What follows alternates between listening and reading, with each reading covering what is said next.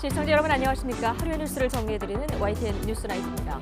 총선 D-47 여야 대진표가 속속 갖추어지고 있습니다.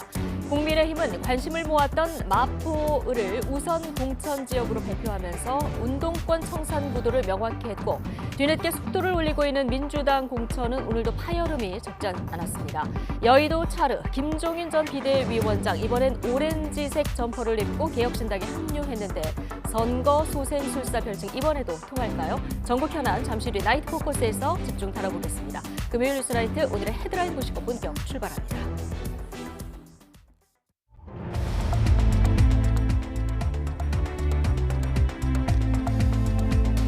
2월 23일 금요일 뉴스나이트 주요 뉴스입니다. 의대 직원에 반발한 전공의들의 집단 사직으로 주요 대학병원 응급실이 포화 상태를 빚고 있습니다. 보건위기 단계를 최상급으로 올린 정부는 올해부터 비대면 진료를 전면 허용하기로 했습니다. 경찰이 파업 전공의들에게 병원 자료 삭제를 촉구한 글이 게시된 커뮤니티 사이트를 압수수색했습니다. 전공의 집단 행동과 관련한 사실상 첫 강제 수사입니다. 민주당이 박홍근, 천준호 의원 등 친명계 인사를 추가 단수 공천했지만 비명계 30의원은 하위 10% 통보를 받았습니다. 국민의힘에서는 김연아 전 의원에 대한 단수 공천 보류 등을 놓고 당내 파워게임 논란이 불거졌습니다. 김종인 전 국민의힘 비대위원장이 개혁신당 공천관리위원장으로 합류했습니다. 공천 전권은 물론 선거 전략 수립에도 큰 역할을 할 거라는 관측이 나오고 있습니다. 이번 주말과 휴일은 전국이 흐린 가운데 남부와 제주도에는 비가 내리겠습니다. 정월 대보름인 내일, 보름달은 중부지방에서만 구름 사이로 볼 수 있을 전망입니다.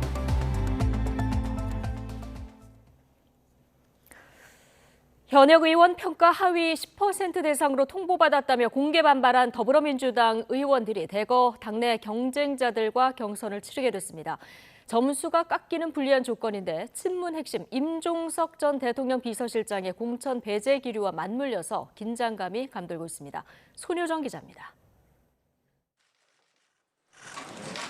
민주당 공천관리위원회가 20개 지역구에 대한 공천 심사 결과를 발표했습니다. 본선 티켓을 놓고 예선전을 치러야 하는 곳과 단수 후보 추천 지역이 포함됐습니다. 하위 10% 통보에 반발한 박용진 의원은 서울 강북을에서 원외 인사 2명과 맞붙게 됐습니다. 윤영찬 의원은 경기 성남 중원에서 비례대표인 이수진 의원과 김한정 의원은 역시 비례대표인 김병주 의원과 경쟁해야 합니다. 비명계 현역 지역구 의원과 친명계 도전자의 구도가 하나같이 짜인 겁니다.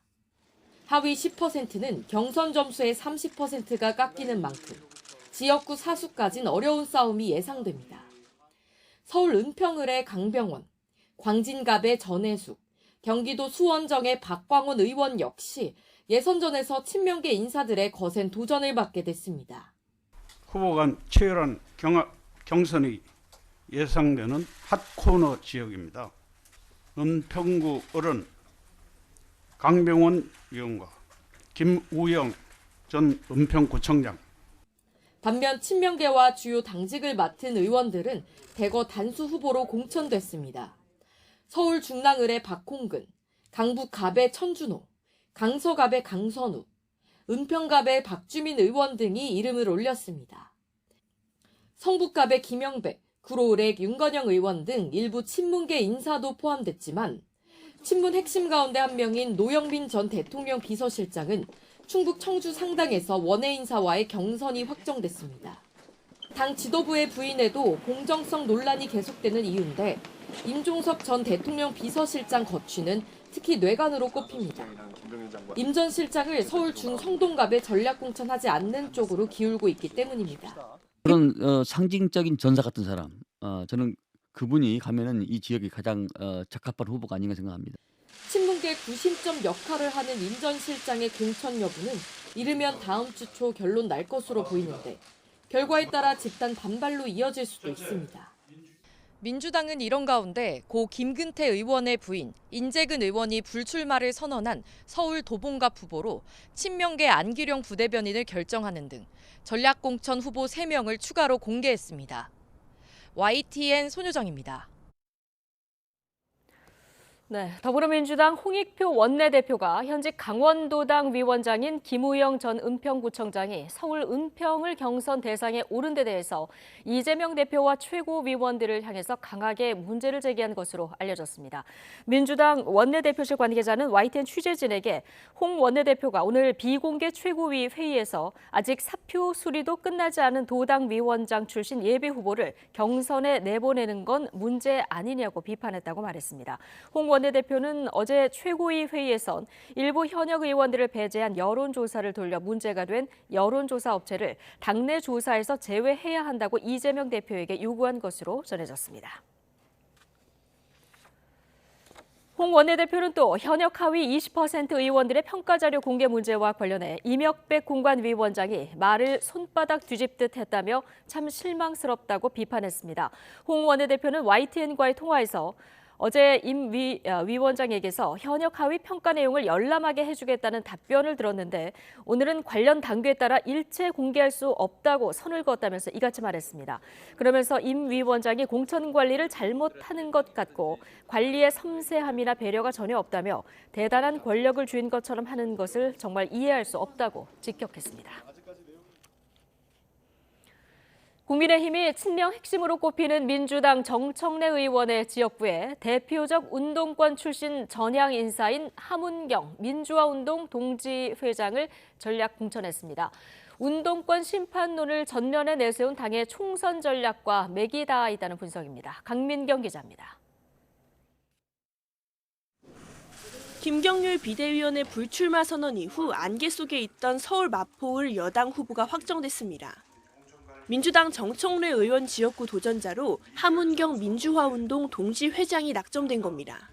서울 마포을을 우선 추천 지역으로 선정하고 하문경 민주화운동 동지회장을 후보로 결정했습니다.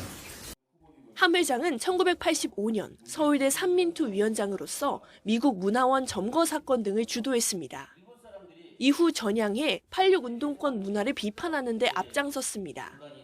야당의 정권 심판론에 맞서 여당의 운동권 심판론을 부각할 적임자로 꼽힌 이유입니다.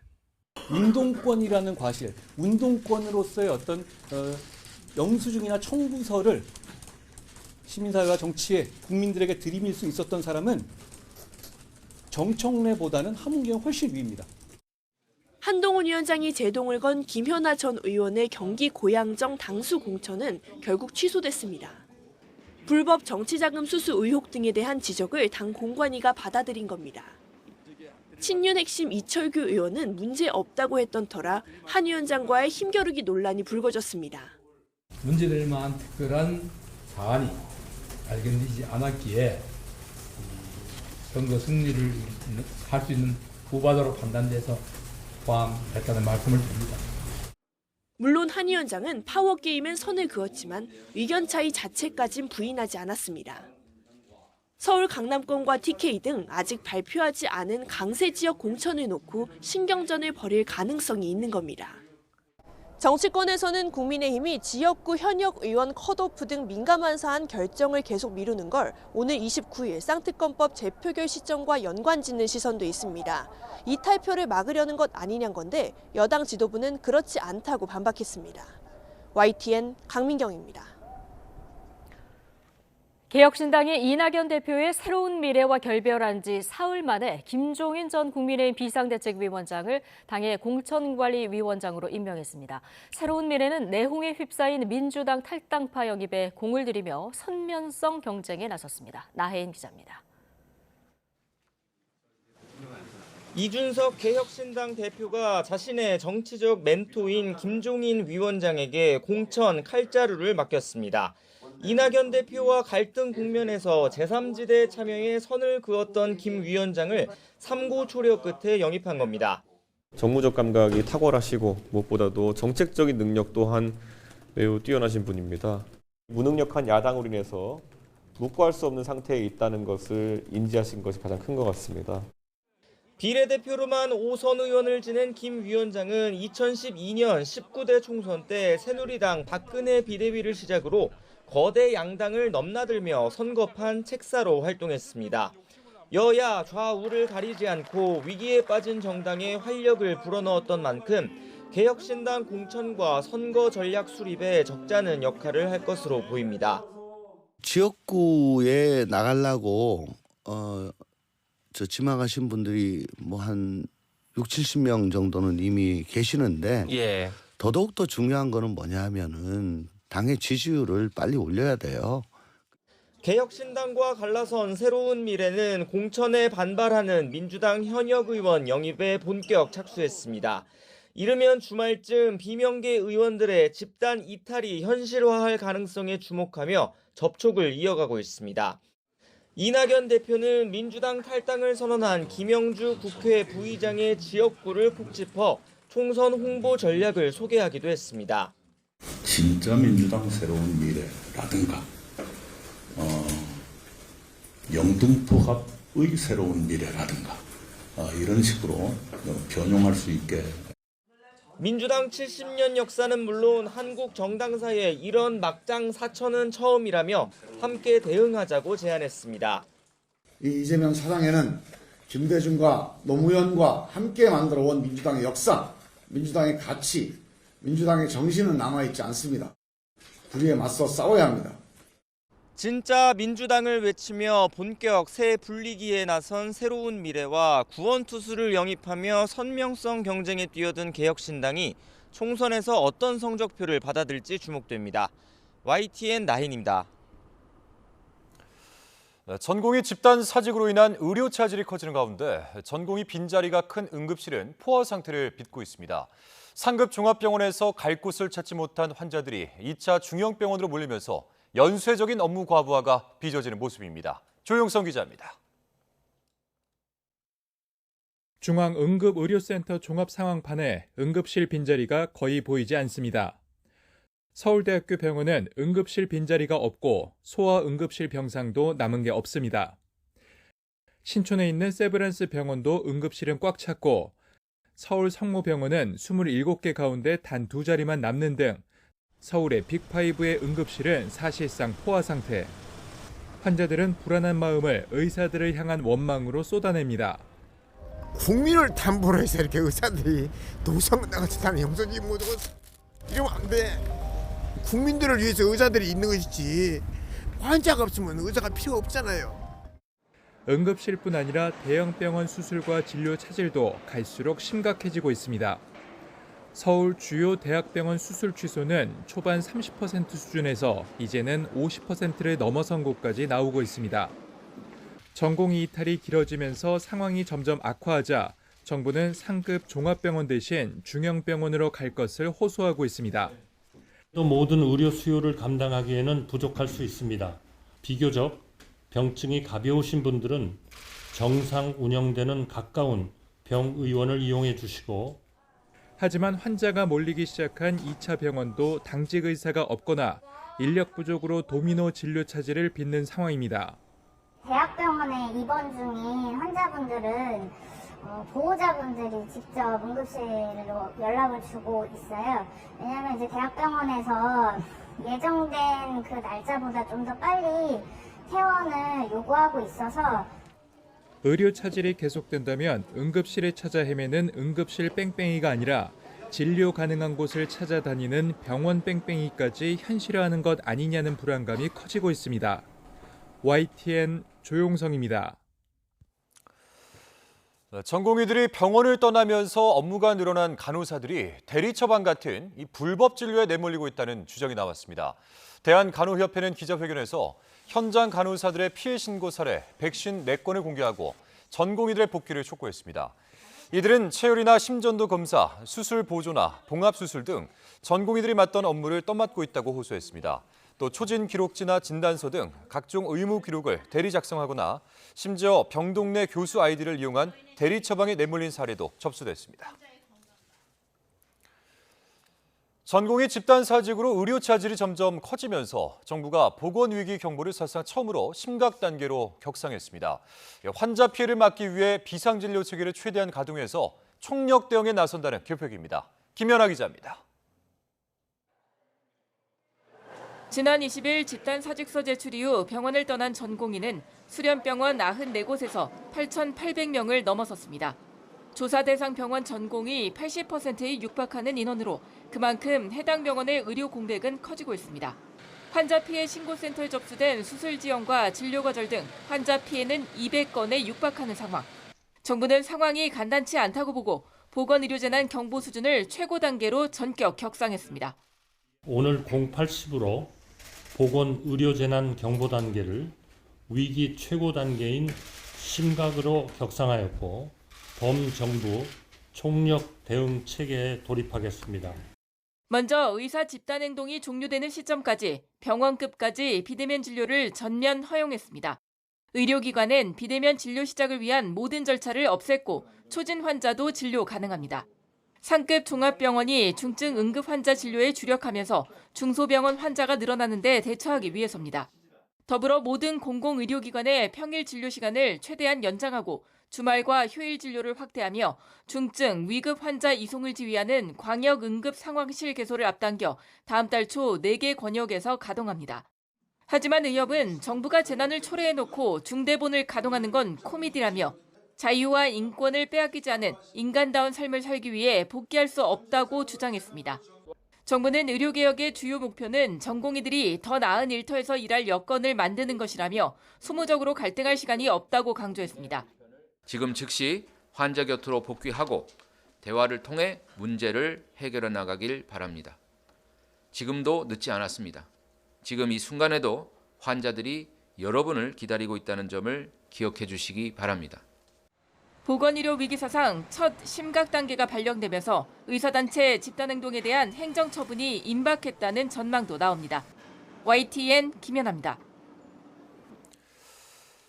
네, 경찰이 파업 전공의들에게 병원 자료를 모두 지우고 나오라는 글이 올라왔던 의료계 커뮤니티 업체에 대해서 압수수색에 나섰습니다. 전공의 집단행동과 관련한 사실상 첫 강제 수사인데 이 시민단체가 의협과 전공의협회 관계자를 고발한 사건에 대해서도 고발인 조사를 진행하면서 경찰 수사가 본격화되고 있습니다. 윤태인 기자의 보도입니다. 전공의 집단행동이 구체화되던 지난 19일 의사들이 주로 이용하는 커뮤니티에 병원 나오는 전공의들 필독이란 제목의 글이 올라왔습니다. 전자의무기록지 자료를 지우거나 비밀번호를 바꾸라는 내용입니다. 병원에서 복구가 어렵게 제멋대로 바꾸는 게 낫다는 구체적인 행동 지침으로 보이는 문구도 있습니다. 이걸 본 시민이 112에 신고했고 경찰이 곧바로 수사에 착수했습니다. 경찰은 신고 사흘 만에 게시글이 올라온 커뮤니티 업체 사무실을 압수수색에 나섰습니다. 전공의 집단행동이 시작된 이후 경찰의 첫 강제 수사입니다. 경찰은 메디스태프에 게시글을 올린 사람의 신원을 확인하기 위해 압수수색을 했고 압수품들에 대해선 암호화된 데이터를 분석하기 위해 포렌식을 진행하고 있습니다. 의협과 전공의에 대한 고발 사건 수사도 속도를 내고 있습니다. 경찰은 의사협회와 사직서를 댄 전공의 6천여 명을 고발한 시민단체를 불러 고발인 조사를 진행했습니다. 오늘 이 순간부터 빠른 시간 안에 전공의 여러분들은 빨리 제 자리를 찾아서 복귀해 주셨으면. 앞서 윤익은 경찰청장은 출석에 불응하는 의료인에게는 체포영장은 물론 주동자에 대해서는 구속수사까지 염두에 두겠다며 강경 대응 기조를 밝혔습니다. 경찰은 고발인 조사 내용과 집단행동 수위를 지켜보면서 수사 방향을 결정할 것으로 보입니다. 경찰은 수사를 시작하는 단계라면서도 필요한 사람은 일정한 기준에 따라 부를 거라고 설명했습니다. 업무 개시 명령이 내려진 전공의만 7,000명이 넘는 데다 매일 사직서를 제출하는 전공의도 늘어나고 있는 상황. 정부가 원칙에 따라 대응한다는 기조를 거듭 밝히고 있는 만큼 추가 고발 여부에 따라 수사 속도도 빨라질 것으로 전망됩니다. YTN 윤태인입니다.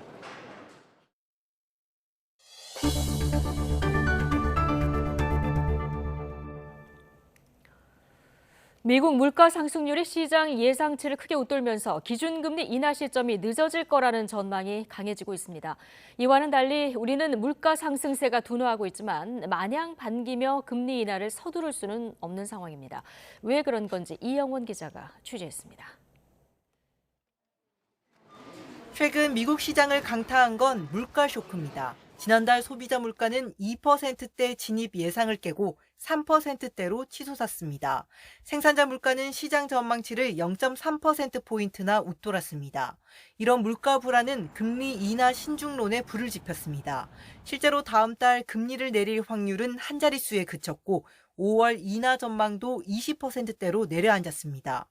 Right, that does throw kind of a monkey wrench in this broader narrative, that we were going to kind of see the end of the tightening cycle and the really aggressive assumptions that markets had in terms of rate cuts, kind of going through this year. 우리는 사정이 좀 다릅니다. 물가는 2%대로 둔화세입니다. 문제는 소비 침체로 물가가 떨어지고 있어 마냥 반기기 어렵다는 점입니다. 금융통화위원회 일부 의견으로 내수 부진에 선제적으로 대응하기 위한 조기 인하가 언급될 정도입니다. 내수가 저희 생각보다 더 나빠진 것도 있기 때문에 경기 면에서는 나쁜 뉴스일 수도 있습니다. 그렇지만 물가 안정세가 그 방향으로 가고 있는 것은 사실인 거고요. 한국은행은 2% 물가를 목표로 긴축 기조를 충분히 장기간 이어간다는 입장입니다. 하지만 내수 부진으로 경기 회복이 더뎌진다면 금리 인하 시점에 대한 고민이 더 깊어질 것으로 보입니다. YTN 이영훈입니다. 은행권이 잇따라 가계대출 금리 조정에 나섰습니다. 우리은행은 오늘 주택담보대출과 전세자금 대출 금리를 0.1에서 0.3%포인트씩 인상하겠다는 내용의 공문을 영업점에 내려보낸 것으로 알려졌습니다. 신한은행도 앞서 지난 19일부터 주택담보대출과 전세대출 금리를 각각 0.05에서 0.20%포인트 인상했습니다. 이 같은 금리 조정은 대출 갈아타기 서비스 개시 후 은행들이 경쟁적으로 낮췄던 금리를 일정 수준 복구하는 차원으로 풀이됩니다. 한덕수 국무총리는 작년과 재작년은 우리가 겪었던 경제 쇼크 중에서도 가장 큰 충격이었지만 우리나라는 전 세계적으로도 선방한 경제 중 하나라며 올해는 훨씬 좋은 성장을 기록할 것이라고 말했습니다. 한 총리는 오늘 국회 대정부 질문에서 지난해 우리나라 경제 성장률이 1.5%를 기록한 걸 지적한 더불어민주당 김태년 의원 등의 질의에 이같이 답했습니다. 한 총리는 확장 재정을 요구하는 야당 의원들에겐 재정은 모든 경제 정책의 최종 보루이고 방만하게 하면 우리나라 앞에 미래는 없다며 거듭 거부 의사를 밝혔습니다. 사흘간 70cm가 넘는 폭설이 쏟아진 강원 영동 지역에선 눈이 잦아들자 본격적인 제설 작업이 시작됐습니다. 하지만 산간마을은 장비와 인력 부족으로 제설에 손길이 닿지 않는 곳이 많아 어려움을 겪고 있습니다. 송세혁 기자가 취재했습니다. 산간마을로 가는 길이 눈더미로 가로막혔습니다. 트랙터를 동원해 연신 눈을 치우지만 길을 내기에는 역부족입니다. 농가들이 가지고 있는 트랙터가 대수가 좀 적으니까 좀 행정 지원이 조금 필요한 그런 상황입니다. 사실상 나흘째 고립된 산골 집마다 처마 아래까지 눈이 차올랐습니다. 제설 작업이 이루어지지 않은 곳입니다. 안쪽에 어느 정도 눈이 있는지 직접 들어가 확인해 보겠습니다. 제 키가 180cm인데요. 바닥에 있는 눈과 비닐하우스 위에서 쏟아져 내린 눈이 합쳐져 제 가슴 높이까지 눈이 쌓여 있습니다. 간신히 사람 한 명 다닐 만한 좁은 통로를 뚫은 노부부는 지칠 대로 지쳤습니다. 아이 힘들어요. 그래 여와 좀 누가 좀 길을 좀 쳐줬으면 좋겠어요. 이 다리 앉아 수술도 해야지 허리 수술해야지 무슨 힘으로 하겠어 내가. 산간마을 곳곳엔 운행을 포기한 채 눈 속에 파묻힌 차가 수두룩합니다. 그나마 사정이 나온 도심에서는 중장비를 동원한 제설 작업이 한창입니다. 눈무게를 이기지 못하고 부러지는 나무가 속출하자 눈 제거에 사다리차까지 투입됐습니다. 지붕에 수십 센티미터의 눈이 쌓이면서 119에 눈을 치워달라는 요청도 빗발쳤습니다. 비길만 내드릴게요. 이건 뭐 다치려면 답이 없네. 이번 폭설로 비닐하우스 2개 동이 파손되고 7개 마을에서 전기 공급이 끊기는 등 피해가 잇따른 것으로 잠정 집계됐습니다. 제설 작업이 마무리되고 피해 조사가 본격화하면 피해 규모는 더 크게 늘 것으로 보입니다. YTN 송세혁입니다. 이번 주말과 휴일은 전국이 흐린 가운데 남부와 제주도에는 비가 내릴 것으로 보입니다. 기상청은 남쪽을 지나가는 기압골 영향으로 남부에는 모레까지 5mm의 비가, 제주도에는 10에서 40mm의 비가 오겠다고 밝혔습니다. 따라서 정월 대보름달인 내일, 보름달은 남부지방에서는 보기 힘들겠지만 중부지방에서는 구름 사이로 볼 수 있을 전망입니다. 예명 신사동 호랭이로 알려진 유명 작곡가 이호양 씨가 숨진 채 발견됐습니다. 서울 강남경찰서는 오늘 오후 이 씨와 연락이 닿지 않는다는 신고를 접수해 서울 삼성동 작업실에서 이 씨를 발견했습니다. 경찰은 현재까지 범죄 혐의점은 없는 것으로 보고 있습니다. 이 씨 소속사 관계자는 YTN과의 통화에서 숨진 이 씨가 어제까지만 해도 관계자들과 업무와 관련해 논의했었다고 설명했습니다.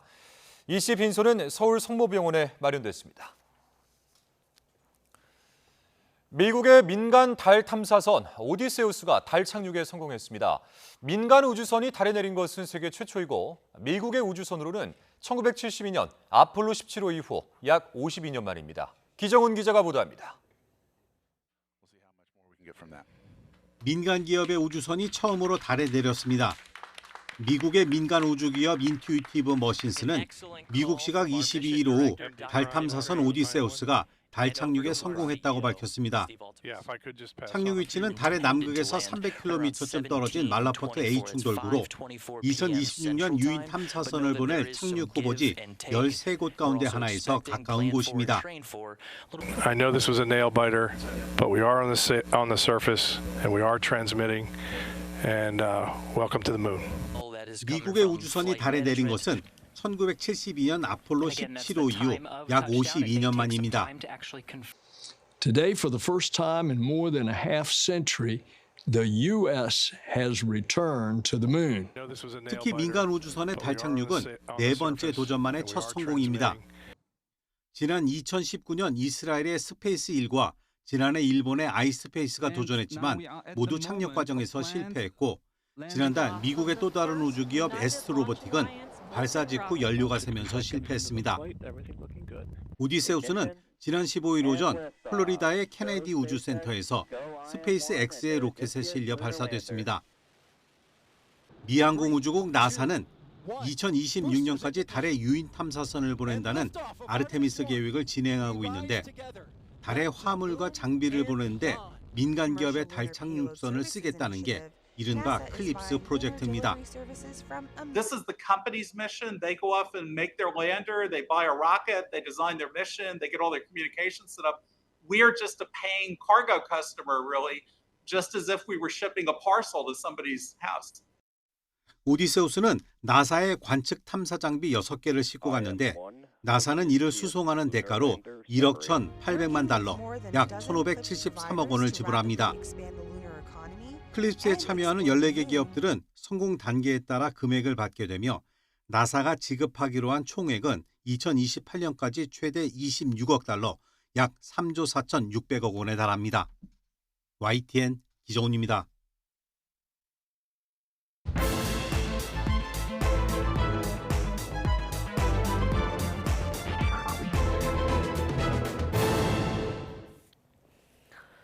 정치권 관심 뉴스들 진단해보는 나이트 포커스, 정호김 전 새누리당 의원 그리고 최진봉 성공회대 교수 두 분 모셨습니다. 어서 오십시오. 안녕하세요. 안녕하십니까?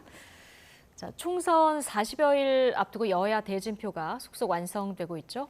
국민의힘 오늘 관심 지역 가운데 한 곳인 민주당 정청래 의원 지역구 마포을에 운동권 대부 하문경 씨를 우선 공천했는데요. 어떤 인물인지 한동훈 위원장 발언 직접 듣고 오시겠습니다.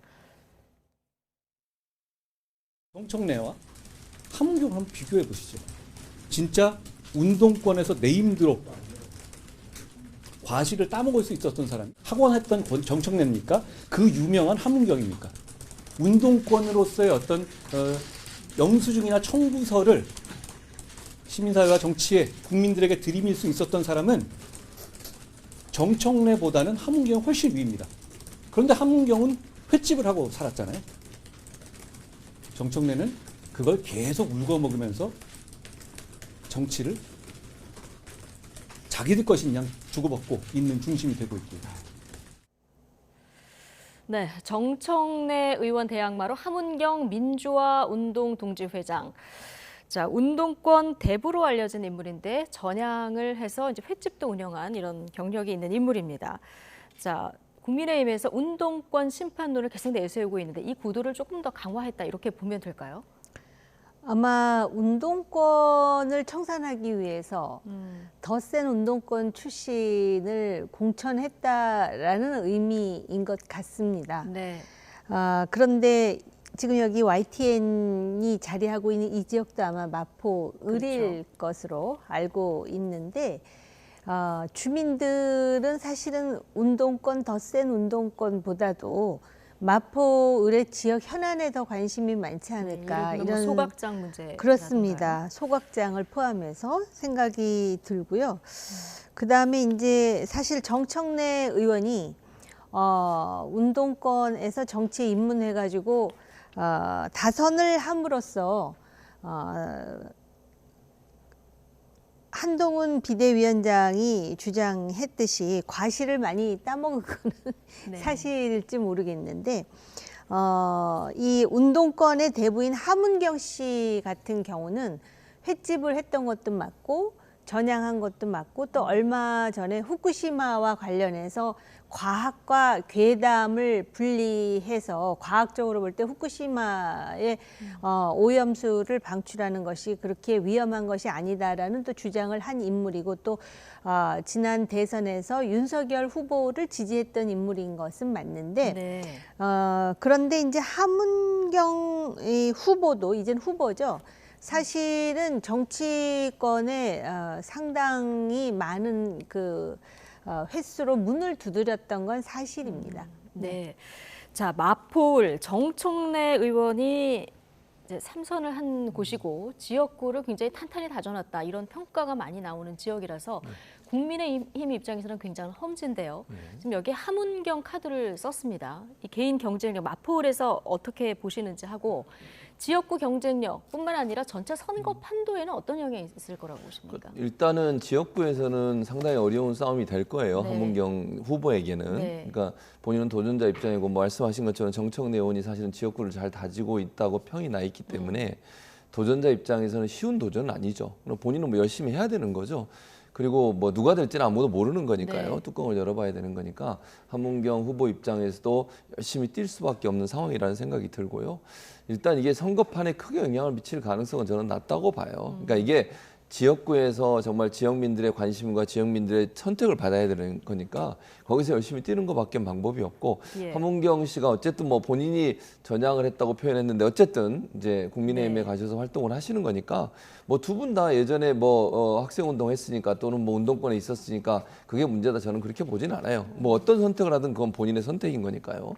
다만 이제 이것이 뭐 그렇다고 해서 하문경 씨가 국민의힘에 가서 활동을 하시니까 전체적으로 뭐가 큰 총선판에 영향을 미칠 가능성 저는 개인적으로 없다고 보고 다만 이제 전략적으로 운동권 대 운동권이라고 하는 경쟁 구도를 만들려는 의도는 있었던 것 같아요. 국민의힘 입장에서는. 그래서 원래 이제 저 지역에 누가 가느냐고 관심사였는데 결국 운동권 출신의 한 분을 공천을 함으로써 운동권 간의 대결이라고 하는 구도를 만들려는 의미 이런 게 있었지 않나 이렇게 생각합니다. 국민의힘 지금 뭐 마포을 한 곳의 승부도 중요하겠지만 좀 공격적인 좀 대진표를 짜고 있거든요. 자, 이런 것들이 선거에는 어떤 영향을? 이 서울 지금 그 여론을 보면은 민주당이 지금 조금씩 이렇게 내려가는 경향을 띠고 이거는 이제 공천 파동 때문에 그렇거든요. 네. 그리고 한동훈 위원장에 대한 어떤 그 인지도는 말할 것도 없고 반응이 상당히 긍정적인 측면이 있습니다. 그런데다가 특히 뭐 경기도를 포함해서 수도권이라고 하는 지역은 지역마다 그렇게 표 차이가 많이 나는 곳이 아니기 때문에 어떤 바람이 부느냐가 굉장히 중요해요. 뭐 조직이라든지 본인의 개인적인 능력이라든지 구도라든지 이런 것만큼 중요한 게 바람이거든요. 근데 지금 그 민주당의 지금 공천 상황은 자칫 역풍으로 지금 바뀔 가능성이 있고 또 국민의힘이 지금 계속해서 올라가는 추세에 있기 때문에 그런 것이 어느 정도 영향을 줄 수도 있습니다. 그래서 들어가서 어떤 선거운동을 펴느냐라는 것이 중요하고요. 그것이 무당층을 움직이느냐 또는 그 중도층의 마음을 얼마만큼 사느냐에 따라서 얼마든지 달라질 수 있는 시간적 여유는 아직은 있습니다. 50일이기 때문에. 예. 자, 한동훈 위원장. 총선에 출마하지 않겠다고 했기 때문에 상대적으로 좀 자유로운데요. 그러다 보니까 지금 수도권 험지 그 지원 요새들을 벌써 지금 하고 있는 상황입니다. 광진, 구로 이어서 오늘은 인천 계양을을 갔는데요. 어떻게 보셨습니까? 지금 말씀하신 것처럼 수도권의 이제 주요 격전지들이잖아요, 네. 사실은. 그리고 사실 약간 이제 좀 밀린다고 느껴지는 곳인 것 같기도 하고 상징적인 의미도 있는 것 같아요. 말씀하신 것처럼 이제 민주당이 오랫동안 텃밭으로 갖고 있었던 지역들, 이런 지역들을 집중적으로 지원 유세를 해서 그 지역에서 반전을 노려보려는 의도가 있다고 보여지거든요.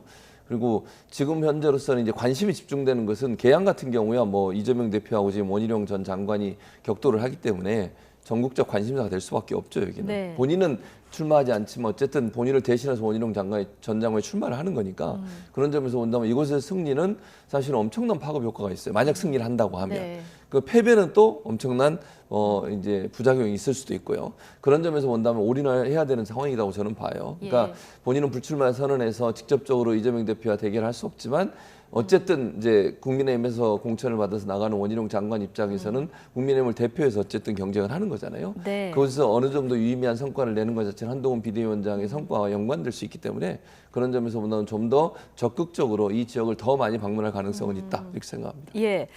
자, 지금 화면에서 보시는 것처럼 뭐 이천수 선수 얼굴도 보이고요. 후원회장을 맡았죠.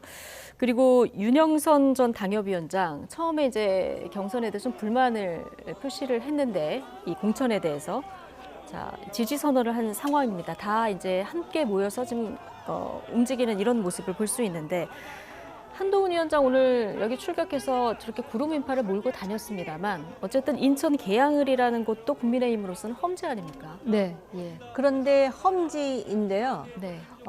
오늘 뭐 시장에서의 그 반응이 상당했다고 하더라고요. 그리고 지난번에도 한번 제가 말씀드린 것 같은데 이 원희룡 후보가 이제껏 어떤 선거든 자기는 져본 적이 없다 그러는데 무엇보다도 이 윤영선 전 당협위원장을 포용해가지고 같이 지금 선거운동을 하는 거는 상당한 의미가 있거든요. 네. 그런데다가 이게 선거가 지금 이재명 대표가 후보로만 뛰는 게 아니라 당 대표로서 공천을 지금 주도하고 있는데 상당히 시끄럽거든요.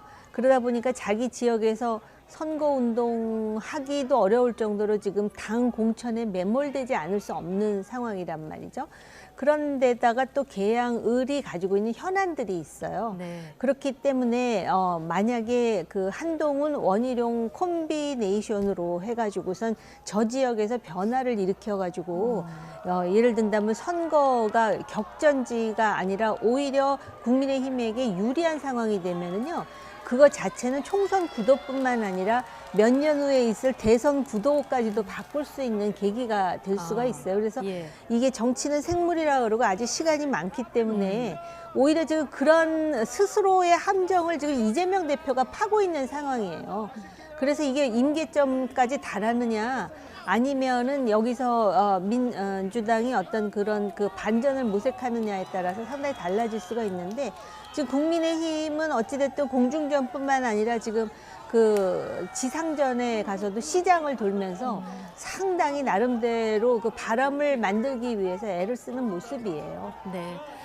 어쨌든 뭐 미니 대선급으로 지금 판이 커진 계양을 이번 총선의 가장 큰 관전 포인트가 되지 않을까 싶은데 자, 비대위가 재검토 요청을 한 인물이 있죠. 김연아 전 의원. 자, 공천을 받았다가 오늘 공관위가 단수 공천을 취소했어요. 이건 사실상 취소가 된 이런 상황인데 이거 잘했다고 보십니까? 잘했죠, 당연히. 저는 잘했다고 생각해요. 왜냐하면 지금 뭐 김연아 전 의원 입장에서는 억울하다고 주장을 하시지만 네. 당에서 3개월 징계까지 받으신 분이에요. 징계를 했다는 건 문제가 있다는 걸 얘기하는 거 아닙니까? 그리고 뭐 본인은 억울하다고 얘기하지만 또 수사가 지금 진행되고 있는 상황이에요. 어떤 경우가 나올지 모르잖아요. 그리고 어쨌든 뭐 돈이 오간 것에 대해서는 어느 정도 동의가 되는 것 같아요. 뭐 그게 성격이 어떤 거냐의 차이일 수 있는데 그런 부분에 있어서 문제가 있는데 이런 분을 만약에 단수 공천을 하게 되면 경선도 안 치르고 국민들이 볼 때는 좀 납득하기 어렵죠. 그래서 저는 국민적 관점에서 당연히 취소하는 게 맞다고 생각해요. 네. 그러니까 비대위원회가 이런 부분에서 문제를 제기하고 공관위 얘기해서 공관위가 이걸 받아들여서 한 것은 저는 국민적 공감대가 맞다고 생각합니다. 예. 그러니까 본인은 억울하더라도 전체 총선판에서 만약 정말 그 단수 공천을 계속 밀어붙였다고 하면 상당히 비판이 클 수 있고 또 민주당 입장에서도 엄청나게 비판하고 공격할 수 있는 소지가 있는 그런 주제잖아요. 그런 부분들을 제거했다는 점에서는 공천 과정에서 잘한 일 중에 하나다 이렇게 볼 수 있습니다. 예. 자, 친윤 핵심 이철규 공관위원이 문제될 게 없다 이렇게 얘기했는데 자, 한동훈 비대위에서 이제 제동을 걸다 보니까 일각에서는 뭐 파워 게임이 있는 거 아니야? 이런 시각도 일부 존재를 했었는데요. 자, 이와 함께 장동혁 사무총장이 이철규 공관위원과 부산 4상 김대식 후보의 단수 공천을 두고 또 격론을 벌였다. 이런 언론 보도도 나왔습니다. 자, 이에 대해서 오늘 아침 장동혁 사무총장에게 질문이 있었는데요. 답변 듣고 오시죠. 모든 지역구에 대해서 공관위원들께서 자유롭게 의견을 개진하고 있습니다. 이런저런 다양한 의견들이 있고 때로는 어떤 지역구에 대해서는 1시간 반, 2시간 이상 격론을 벌이고 그래도 결론을 내지 못하면 그 다음에 재논의하고 재논의하는 과정들을 거치고 있습니다. 그 자체가 공관위가 건강하게 운영되고 있다는 것으로 받아들여 주셨으면 좋겠습니다. 의견이 다를 때 토론은 자연스러운 일이라는 입장인데요. 자, 부산 4상 장제원 의원이 불출마를 선언했는데 여기에 누구를 공천할지를 두고 격론은 좀 있었던 모양이에요. 네, 이게 오래전부터 사실은 얘기가 돼 왔던 것이고 이 김연아 후보에서 또 그 부산 4상의 김대식 후보에 이르기까지 이러한 부분에 대해서 구체적으로 얘기하자면 김연아 같은 경우는 본인은 정치자금법 위반과 관련해서 억울하다. 이거는 당원들이 자발적으로 자신에게 낸 것이다. 이렇게 해가지고 수사에 들어갔는데 아직 결론이 나지 않은 상황에서 단수 공천이 나오다 보니까 최 교수님 지적하셨듯이 이게 근데 단수 공천이 결정이 됐는데 그다음에 이제 뒤집어진 거잖아요. 그렇죠. 그다음에 사상과 같은 경우는 김대식 후보가 단수 공천을 했는데 이걸 가지고 이철규 사무총장, 과거 사무총장이죠. 그리고 지금 현 사무총장인 장동혁 사무총장과 격론을 벌였다라는 얘기가 나면서 다양한 의견들이 있어서 의견 개진을 한다 그러는데 그거를 의견 개진을 당에서는 권력 개입이라 그러는 거예요. 그게 틀린 얘기가 아니고요. 아마 이렇게 해석은 가능할 거예요. 지금 이 장 사무총장은 아마 한동훈 위원장과 상당히 밀접한 그러한 그 의견 소통을 하고 있을 겁니다. 그런데 한동훈 위원장으로서는 어떤 식으로든 말이 나오지 않으면서 굉장히 스무스한 공천 과정이 되어야 이것이 총선에서 더 많은 의석을 확보할 것이라고 생각하는 것이고, 그 다음에 이제 이 얘기 속에 자꾸 이철규 인재영입위원장 얘기가 나오잖아요. 그러다 보니까 이철규 위원장은 지금 세간에서 어떤 식으로 지금 인식이 되고 있냐면은 대통령실의 의견을 전하는 메신저라는 그러한 그 인식을 갖고 있거든요. 그러다 보니까는 이 묘한 어떤 그 권력 지형상에 긴장이 있다라고 보는 게 언론 그리고 관전자들의 시각인 것 같아요. 특히 김대식 후보는 장제원 의원하고는 이루 표현할 수 없을 정도로 가까운 인물인 것은 사실이에요. 그러니까 그 사람이 능력이 있느냐 없느냐 이런 문제를 얘기하는 것이 아니라 바로 그 인간관계를 얘기하는 거거든요. 그러다 보면은 이걸 가지고 야당에서 빌미를 만들 수도 있는 것이고, 또 실제로 장제원 의원이 본인이 내려놨지만 내려놓은 것에 대한 진정성에 대해서 시비를 붙일 사람이 또 있을 수도 있기 때문에, 그러다 보니까는 장동혁 사무총장 말 맞다나 다양한 의견 개진이 된 것 같습니다. 다양한 의견 개진이 된 것 같다.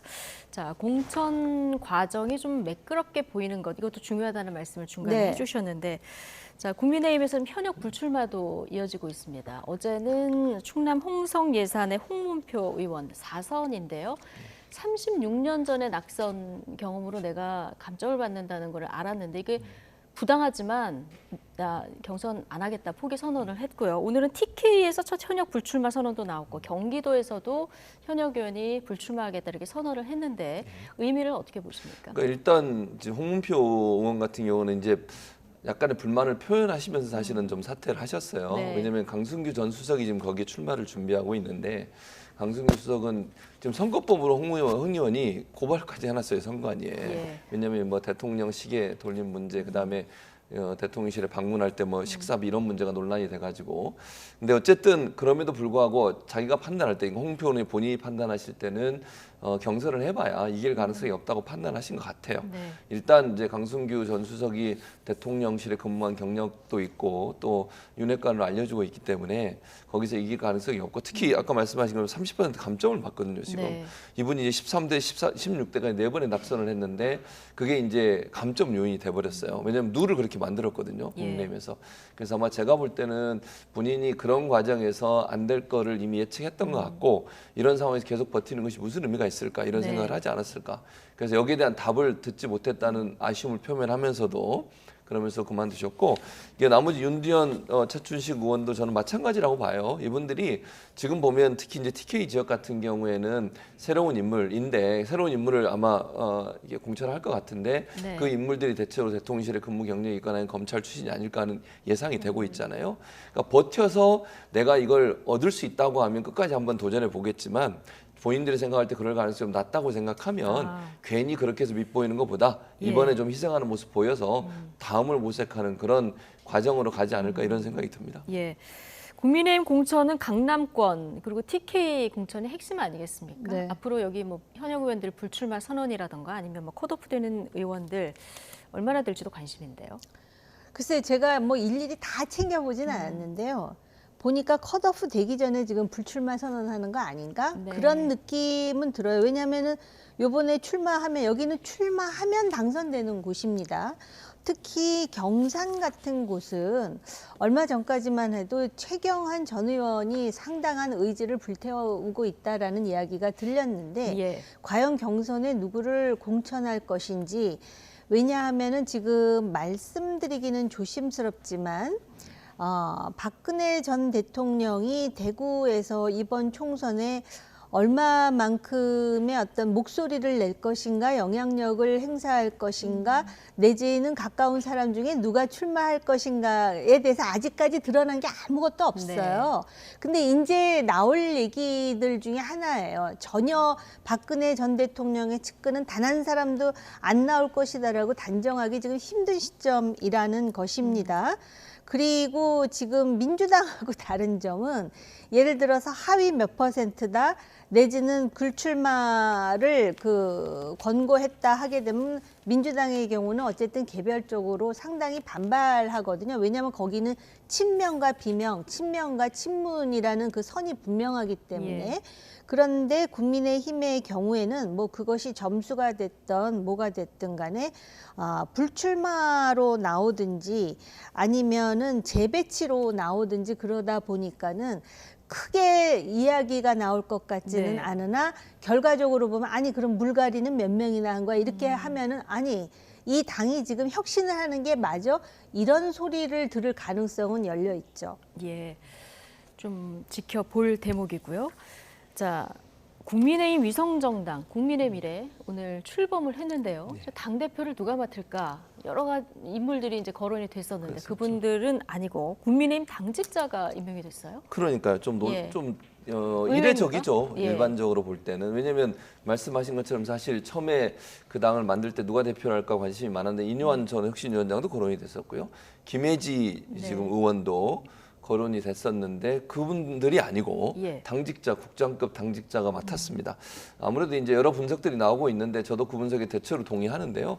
예전에 지난 4년 전에 유성정당 만들 때 상황을 보면 상당히 힘들었어요. 왜냐하면 황교안 대표가 이제 당시에 대표를 맡고 있었는데 그 위성정당의 한성교 의원이 그 당시에 이제 대표를 맡았었거든요. 근데 사실은 국민의힘에서 자매정당이고 뭐 위성정당이니까 어느 정도 검증을 통해서 이렇게 번호를 정해서 넘겼는데 그걸 바꾸었어요. 예. 그래서 충돌이 일어났었어요. 그래서 또 그 뒤에 원유철 당시 의원을 파견시켜가지고 또 한 번 충돌이 나고 이런 일들이 계속 있었거든요. 네. 그래서 다시 또 바꾸고 이러다 보니까 논란이 좀 됐었고 또 나중에 당선되고 나서도 한성규 의원이 갑자기 우리가 독자적으로 갈 수 있다 이런 또 발언을 하는 바람에 논란이 됐던 적도 있었어요. 네. 그러니까 아무래도 이제 의원들이 가게 되면 이게 다른 생각을 할 수도 있고 당과 소통이 잘 안 될 수도 있다 이런 생각을 한 것 같아요. 그러니까 당직자들 같은 경우에 어쨌든 당에서 오랫동안 일했던 분들이고 저분도 지금 이번에 비례대표 정당의 대표가 되신 분도 오랫동안 일을 하셨더라고요. 예. 거기서. 그런 분들하고 소통이 잘 될 거라고 보는 것 같고 또 어쨌든 비례정당이라 하더라도 국민의힘과 보조를 맞춰가야 된다. 이런 큰 틀에서의 어떤 연관성 이런 부분을 좀 확보하기 위해서 예. 국장급 사무처 당직자를 임명한 게 아닌가 이런 생각이 예, 듭니다. 그러니까 한 몸으로 움직이겠다는 뭐 그런 어떤 의도로 의지. 보여집니다. 예, 예. 국민의힘 공천은 지금 이 위성정당 문제도 그렇고 잡음을 최소화하는 데 지금 방점이 찍힌 것 같은데 홍준표 대구시장이 오랜만에 참전하셨습니다. 근데 한 사람이 두 당 대표를 겸직하려고 하니까 그래서 민심을 얻을 수 있겠느냐 이런 얘기를 하셨는데요. 어떻게 한동훈 보십니까? 위원장이 그립을 꽉 잡고 있는 거죠. 네. 4년 전에는 어찌됐든 간에 미래통합당이죠. 미래통합당 소속의 의원이 결국은 그 위성정동에 가가지고 자기 마음대로 하려고 하다 보니까 이제 그런 사달이 벌어진 것인데 지금은 그런 위험 때문에 국민의힘의 한동훈 위원장이 당직자를 그 국민의 미래 정당의 대표로 만들어서 비례대표를 한 다음에 선거가 끝나면 어차피 합쳐지는 것이다라는 의미인 것 같은데요. 제가 좀 아쉬운 거는 이 준연동형 비례대표제의 취지는 이런 게 아니었습니다. 그 법의 취지를 모르는 사람들이 아닐 텐데 그러다 보니까 이제 홍준표 대구시장이 이름 모를 당뇨를 임명해가지고 두 대표를 겸직을 하려 한다 하면서 비판을 하는데요. 아마 이제 홍준표 대구시장은 그런 원론적인 거 외에도 정치적으로 볼 때 한동훈 위원장이 강력한 대권 후보로 부상하는 것에 대한 신기 불편함이 일정 정도 여기 반영이 돼 있기는 할 거예요. 그러나 이 말 자체는 그렇게 틀린 말은 아니거든요. 다 법을 아는 사람들인데 결국 준연동형 비례대표제가 물론 국민의힘은 처음부터 반대하기는 했으나 결국은 국민들로부터 국민들을 대표하는 대표로서의 국회의원직이라고 한다면 그 취지를 살리기 위해서 정말 손톱만큼이라도 노력하는 모습을 보여주는 게 오히려 그 지지를 소구하는 데 더 도움이 되지 않을까. 저 개인적인 그런 너무 이상적인 생각인지는 모르지만 그런 아쉬움은 늘 있습니다. 네. 민주당 공천 상황으로 좀 가보겠습니다. 민주당은 정말 한참 내홍을 지나는 기간인 것 같은데요. 오전에 12곳의 단수 공천 그리고 8곳의 경선 지역을 발표했습니다. 단수 공천 지역을 보면은 뭐 친명이나 당직을 맡은 의원들이 좀 많은데 이 가운데 뭐 윤건영 의원이라든가 진선미 의원처럼 친문 의원도 좀 포함이 됐습니다. 문제는 이제 경선 지역들인데요. 현역 하위 10% 평가를 받은 그 비명 의원들 보면은 저희가 좀 정리를 해봤습니다만은 성남 중원에서는 윤영찬 의원이 현역인데요. 이수진 비례대표 의원이죠. 경선을 해야 되고요. 지금 남양주 김한정 의원 또 역시 경선을 해야 됩니다. 박용진 의원도 경선을 해야 되는데 여기는 3파전입니다. 자, 이 왼쪽에 있는 현역 세 분은 모두 10% 감점을 받은 분들이라서 만만치가 않죠. 일단 뭐 10% 감점을 받으면 불이익이 있죠, 당연히. 그리고 뛰는 데도 상당히 좀 제한이 있을 수밖에 없죠. 물론 이제 정말 뛰어나게 한 20% 30% 차이가 나버리면 문제가 없지만 그렇게 아니고 뭐 거의 뭐 10% 범위 내에서 경쟁이 이루어지는 경우들이 많기 때문에 부담이 있을 수밖에 없다고 봐요. 그러나 뭐 일단 그렇게 결과가 나온 이상 이걸 뒤집을 수는 없는 것이고 지금 상황에서는 열심히 이제 선거운동을 할 수밖에 없는 상황인 것 같은데 그래서 좀 불리한 상황에서 뛰는 건 분명해요. 그러니까 지금 상황에서 뭐 저 현역 의원들 입장에서는 이게 당원들 입장에서 사실은 지금 현재 당원들은 대체적으로 이재명 대표 쪽에 힘을 실어주고 있기 때문에 비명계라고 하는 분들이나 아니면 이렇게 지금의 저 세 분의 현역 의원들 같은 경우에는 불리한 상황이 명확하죠. 네. 그러나 뭐 그럼에도 불구하고 저는 지금 예를 하나 들어볼게요. 지금은 모르겠는데 박용진 의원 같은 경우에는요. 지난번 여론조사에서 상당히 큰 격차로 차이가 났었어요. 네. 그러니까 그걸 뛰어넘을 수 있을 정도로. 근데 지금은 모르겠어요. 왜냐하면 시간이 지나면서 또 이건 바뀌는 거니까 제가 뭐라고 지금은 얘기할 수 없는데 처음에 여론조사 할 땐 그런 경우가 나왔었기 때문에. 경선을 할 때 일반 시민 50%, 당원 50. 권리당원 50% 예, 이렇게 그렇게 하는 하죠. 건가요? 50대 50으로 해요. 그래서 50대 50으로 하기 때문에 제가 볼 때는 당원들의 입김도 좀 있거든요. 예. 근데 그런 점에서 좀 불리하게 작용할 가능성이 있다는 생각이 듭니다. 예. 30% 감점 받고 저 가운데서 살아날 수 있는 의원이 있을까요? 어떻게 그러니까 보십니까? 저러니까 이재명 대표가 비판을 받는 거예요. 지금 10% 감점이 아니라 저 사람들이 하위 10%예요. 그래서 아마 지금 말씀하신 대로 30% 이상의 감점을 받게 될지도 모르는데 지금 상대는 전부 지금 친명이라고 일컬어지는 사람 아닙니까? 그 사람들 중에 특히 그 비례대표 이수진 의원 같은 경우는 기동민 의원과 함께 그 정치 자금과 관련해서 또 그 의혹이 제기되고 있었던 사람 중에 한 사람임에도 불구하고 그렇게 경쟁을 붙이는데요. 이러다 보니까 결국은 그 친문 비명을 전부 제거하기 위한 네. 사천 아니냐라는 논란이 불가피할 수밖에 없어요. 그리고 지금 권리당원하고 국민 50대 50이라고 하는데 권리당원 중에 소위 개딸이라 그러는 사람들이 엄청나게 지금 권리당원으로 들어와 있지 않습니까?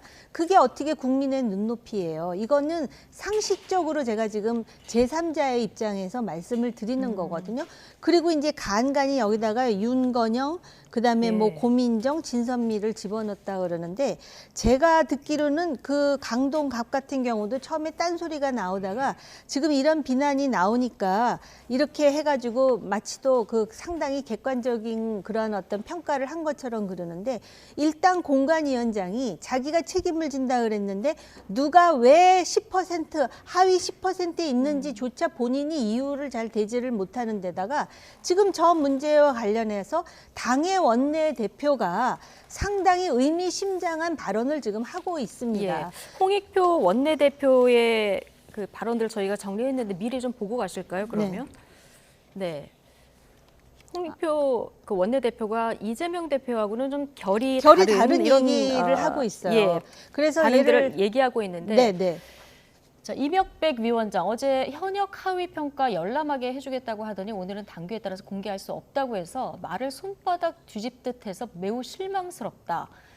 관리의 섬세함이나 배려가 전혀 없고 대단한 권력을 준 것처럼 하는 것 정말 이해할 수 없다. YTN과의 통화에서 이렇게까지 얘기를 했거든요. 그 홍익표 원내대표입니다. 근데 원내대표가 지금 이 공천의 심각성에 대해서 인지하고 있는데 문제는 뭐냐면은 원내대표만 인지하고 있는 상황인 것 같아요. 그리고 지금 당대표의 입장을 보면은 본인은 그냥 이대로 밀고 나가겠다. 환골 탈퇴를 위한 어쩔 수 없는 과정이다. 또 뭐 이런 얘기도 하잖아요. 개혁을 하려면 가죽을 벗기는 그런 고통이 뒤따르지 않을 수가 없다. 그런데 지금 노웅래라든지 그다음에 이수진 그 비례대표 이수진 말고 동작을에서 공천 못 받은 그 이수진 의원 같은 사람들 얘기하는 거 들어보면은 기본적으로 이거예요. 자기네들이 윤리적으로나 또는 그 의정 활동으로 볼 때 당 대표인 이재명 대표보다 훨씬 점수가 높으면 높았지 낮을 이유가 없는데 왜 우리만 갖고 그래라는 그러한 아주 볼멘 소리가 나오거든요. 특히 동작을의 이수진은 친명입니다. 그런데 이 여성 의원이 또 어떤 의미심장한 얘기를 하냐면은 백현동 그것도 본인이 볼 때는 저거 문제가 심각하다고 이제 와서 얘기를 해요. 이제 와서 얘기하는 것도 사실은 그렇게 뭐 그 도의적으로 정당하다고 볼 수는 없지만은 지금 이러한 파란이 임계점이 어디인가. 만약에 임계점을 벗어나게 된다면은 민주당은 저 공천 때문에 총선에서 자기네들이 의도하지 않은 결과를 낳을 수도 있다라는 점을 저는 오히려 경고하고 싶어요. 이런 일이 4년마다 있었고 했거든요. 이재명 대표는 누구는 1등 할 수밖에 없고 누구는 꼴등을 할 수밖에 없다. 어제 당내 공천 잘 되고 있다 이런 입장인데 지금 홍익표 원내대표 같은 경우는 당내 이 공천 과정에 대해서 좀 불만을 계속 토로하고 있어요. 조금 전에 이제 YTN 통화 내용도 보셨습니다만은 문제가 된 그 출처불명의 여론조사 있지 않습니까? 여기에 대해서도 어제 대표에게 당내 조사에서 좀 제외해야 된다 이런 의견을 또 얘기를 했다고 하고 오늘 또 하나 앞서 이제 그 경선에 붙여진 지역 가운데서요. 은평을 있지 않습니까? 여기 김우영 전 은평구청장이 경선에 강병훈 의원하고 이제 경선을 하게 됐는데 이 김우영 전 구청장이 강원도당 위원장을 지냈는데 이게 사표가 아직 수리가 안 됐나 봐요. 이 절차상의 문제까지 지금 지적을 하고 있는 상황인데요. 그러니까 저는 일단 그 묘언론에서 예를 들어서 대표와 원내대표가 이 문제 가지고 충돌을 했다 이렇게 표현한 건 아니다라고 민주당에서 공식적으로 밝혔기 때문에 충돌은 저는 없었다고 보고요. 다만 이제 만약에 지금 이제 홍익표 원내대표가 얘기했던 저런 문제들이 있다고 하면 전 공관위 전달해서 저는 만약에 문제가 되면 바로잡아야 된다고 생각해요. 공관위가 어차피 공천을 하는 거잖아요.